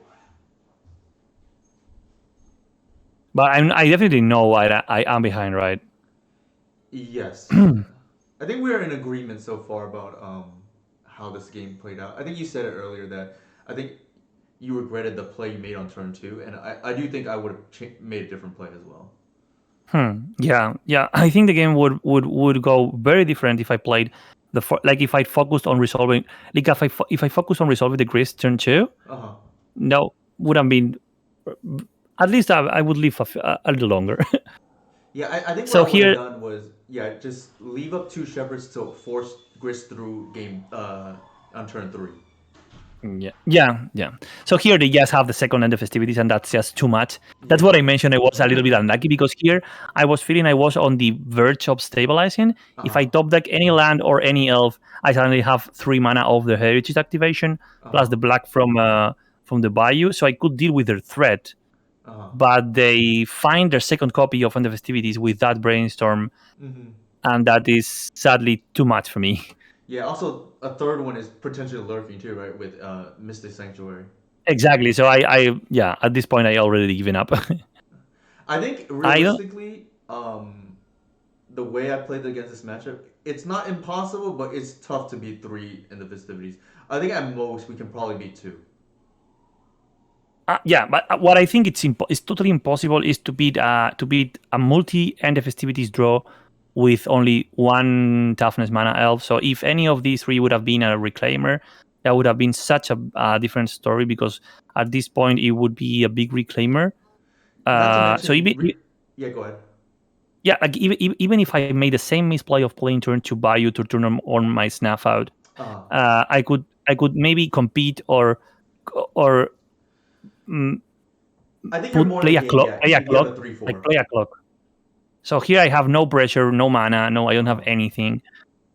I'm down on cards. I have a flip delver, uh, and they are threatening, as you said, um, another one. rebuying and end the festivities. Yeah, exactly. So it's looking grim for me. Well, I don't know. The replay is just It's okay. We're near the end, funny. anyways. Yeah, but it's funny. It's not moving. So okay. So yeah, they just bolt and yeah, I concede. Yeah. So I said good luck, and that's it. Because yeah, so they basically time walked me with the borrowers. So that's it. Mm. I think it was a good run. I don't think this Denver matchup was. I probably no, probably no. I for sure should have won game one. Uh So huh. game one would have put me on such a good position because I think we are bound to lose the game we are on the draw on the play, or we are very likely to lose the game on the draw post board. Rather, I sorry. think it depends. I will agree. If we're on the draw and they have end of festivities, it is hard to win. Not impossible, Yeah, but very difficult. So ideal. Also, I think we discussed right the big takeaway was I think we probably should mulligan that opening hand, that game one, and I think we probably win otherwise. Um, yeah. and then I think here in game three, while not necessarily the reason why we lost, it did set us back a lot on the turn two play. Yeah, exactly. I was just super scared of the turn to active DRC because Mm-hmm. I something I mentioned with Jörg because I usually I find snuff out a very I think it's a very hard hard card to cast properly because you have to value you're paying 4 life, sorry. Mm-hmm. So you have to value, okay, so I'm paying 4 life to prevent how much damage. So I Mm-hmm. think turn to active DRC attacking, that's probably the fastest you can be, or even a delver. I will never snuff a delver, I think, but active DRC means represent card filtering and pressure. So Mm-hmm. that's why I got into that. Maybe I think it's probably a mistake, but No, I those are think my your two line is two cents on fine. that decision. I think your decision to kill the DRC to save three damage is probably okay, like in the grand scheme of things.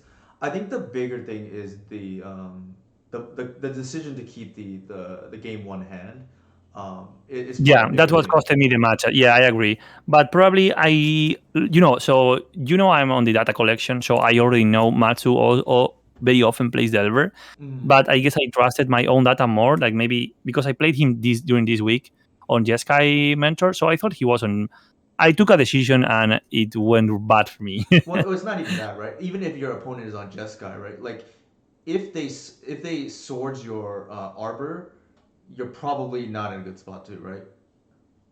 Yeah, but again, it wouldn't be dazed. It wouldn't be. You're not fear or that much afraid of wasteland.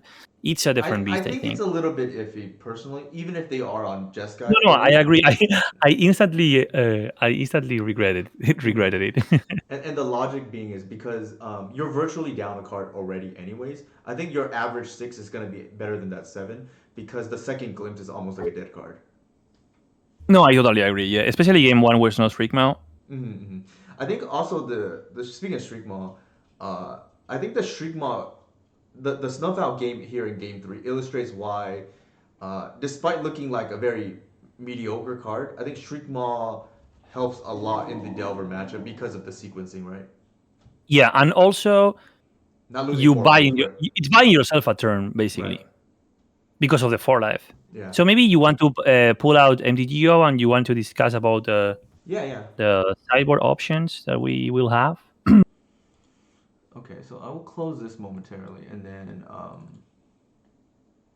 Actually, I'm gonna while I put in my password, put the BRB screen, and then I'm gonna log in and then discuss what I tweeted out earlier today, which is the current list I have built for paper, and I think what I want to test next on maybe hopefully even tonight in a stream. So okay, I'm back here. So Inigo, how are you busy right now at the moment or no? Because No, we can no, even no. run a stream right now on a league if you want. Yeah, we can. Oops. Okay, these are being borrowed at the moment, so probably not the best. But yeah, I think I want to do this. Move to the sideboard and then play the fourth. Oops, wrong one. I can lend you probably. Okay. If anything, we can even do it. Oh, actually, you can't stream because of your internet at the moment. But Yeah, I bought the PLCs for tomorrow, so mm, that way I will be able to hardwire my connection through the electric grid of my house mm, and probably be able to have proper internet because right now I'm running from my home from my phone, so it's not mm. I so like think what it's I'll go ahead. no, like it's less than ideal to stream Mm, from the phone. It's possible, but not good. right. Okay, so I am okay. Let me. I would have to add back the two Force of Vigors that I'm loaning to somebody, and then this will be the fourth Shepherd, right? This is kind of what I want. Oops, wrong one. This is kind of what I had in mind, and what I'll bring up my tweet actually. Uh, Here's what I tweeted out earlier.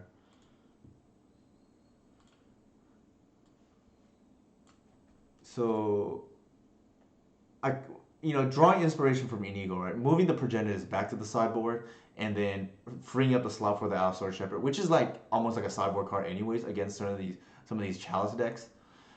Cute Um, layout, by the way, showcasing the cradles.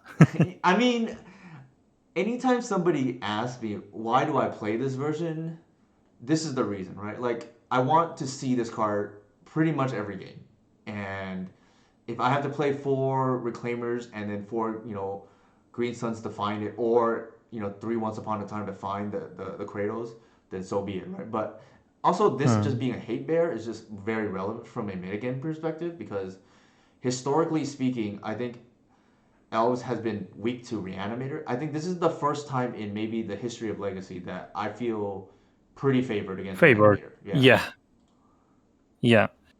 So yeah, I want to slightly comment on that. After analyzing the data from Saturday and Sunday, I think a lot of people actually follow the trend of some notable players swooping to graveyard decks to try to get under the radar on big events. Mm-hmm. Notably, True Futurism, which is a known mono green Cloudboss player. I think he had a top 8 finish or maybe top 10 finish with Mm-hmm. Oops all spells. So I don't think it's unreasonable to bring in some ley lines. Maybe I was really thinking about it. I think the first ley line definitely is very good. And the reason why is because you get the maximum percentage, which is like roughly 10, I think, right? I don't remember what it was off the top of my head. You get the maximum accrual for the first ley line, and it's impossible for them to play around, right? Because what are you going to do? Bring in enchantment removal for one card? Yeah, yeah, It's just really awkward for them. So I think the first ley line definitely does things, and free spells are broken, right? And in this case, not even a spell; they can't even force it, right, or discard it. yeah, exactly. Um, I think that said though, yeah, I think there is some merit. Also, you just like, especially when your opponent doesn't expect you to have leyline, it could just be a full blowout. But this is kind of what I consider the stock list at the moment, more or less, right? Um, the fourth Allosaur Shepherd maybe in the main, and instead of the Progenitus, and then cutting a removal spell, which I don't think you super need. I am not super high on Caracas right now, but I think I discussed it with Ethan actually. Mm-hmm. I think is because I feel pretty safe with three Posages. That and I know it's not also, go ahead. I know it's not the same, but like But Boseju, I think it completely. I think you mentioned this many times, but Boseju completely changed how we think about the cyborg, like Hmm. completely. Yeah, I think what Inigo is referring to, for those of you who are just tuning in for the first time, historically, elves has had to play these green black cards, like Abrupt Decay or Assassin's Trophy, because we need a way to deal with enchantments or specifically at the time counterbalance, and then later on Chalice of the Void, right? Like we need ways to deal with these problematic enchantments and artifacts, and especially with Shepard covering some of that already, or dealing with something with dealing with counterbalance and Chalice of the Void. The only thing is we need some outs now to things like either ensnaring. Actually, ensnaring bridge is not good against this, but uh, omniscience or the sneak attack or random things. I think or GT specifically, actually out of D&T. Now that we have the Basejus, it's there's less stress to have flexible removal. And initially we went to Snuff Out because that's just the biggest haymaker you can play. Problem is Snuff Out kind of doesn't really go with the philosophy the deck is built. Mainly, it's not particularly a great top deck against Delver, and it's insane obviously against these creature combo decks, but for the most part, better in the beginning of the game than later, which kind of goes against the philosophy of the deck. But also why Jurg recommended that I play or test Shriek Maw. And Shriek Maw actually plays more to the deck's strengths, even though it is a weaker card in a vacuum. I think it's yeah, exactly. I think you worded that correctly. It's a weaker card in a vacuum, but if you analyze it of the reclaimer elves or cradle control elves perspective, it's like uh, on its worst form is a 2 mana. It's a terror, 2 mana At terror, sorcery speed, right? and yeah, and then on its best day is one black mana draw card, remove a creature, which is amazing. Mm-hmm. And then yes, the cherry on top is it's once upon a time able. Which it matters a lot, especially against these decks like D&T, where the game will go late, oftentimes. Yeah, when you are forced into finding removal fast, because if something we are lacking is like, and it's also why Grease was such a big thing for us. Two trouble removal is so good. Mm-hmm. So Strigma, it's on a different way, but still is. So yeah, I think I will play two copies. I was definitely thinking about. I know you didn't agree, but something I know for me is like I don't I just test everything, so that's it. I will I think I will test a 2-2 split, 2-2 choose Freakmo, choose Snuff split, so Uh-huh. I can choose, like for example against Delver I maybe keep one Snuff, two Shriekmaws, or maybe Mm-hmm. even choose Shriekmaws, no Snuff. But having that flexibility, I think it's good. Yeah, It could be good at least. something I told Inigo also based on my own experience is don't let me or anybody else tell you what not to test.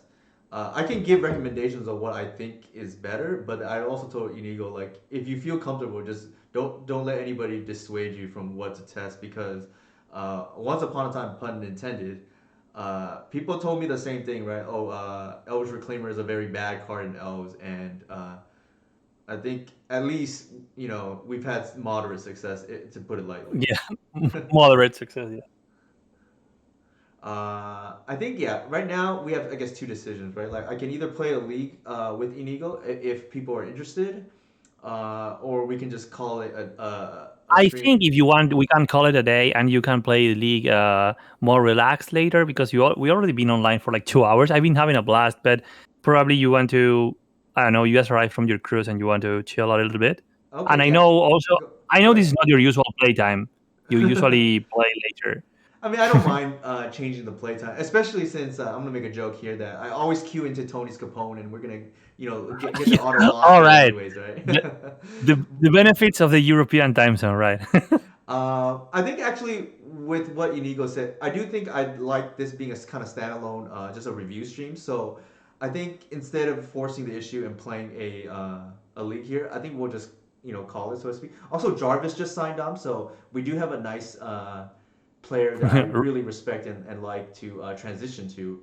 So Raid I target, yeah, it's a nice raid target. Right. So I'll go ahead and Ray Jarvis right now. I know he is somebody I really respect and I think is a very strong player. And that's just not me talking. I've also went to him and for tutoring, right? Like coaching session when Mhm. I qualified for the Magic Online Championship Series. So I will go ahead and rate Jarvis right now. And then I had a blast with Inigo discussing the different lines he took today. And also, not everybody is comfortable with, with everybody, with somebody else and the public scrutinizing their play. So I'm very happy that Inigo is able to do this for the public. Yeah, I think it's okay for me because I since I'm used to streaming, I'm already exposed on that angle, so that's Mhm. fine. Okay, so we're gonna go ahead and raise Jarvis right now, and Yeah, then thank you very much, Newton, for oh, no the problem. invite. Thank you.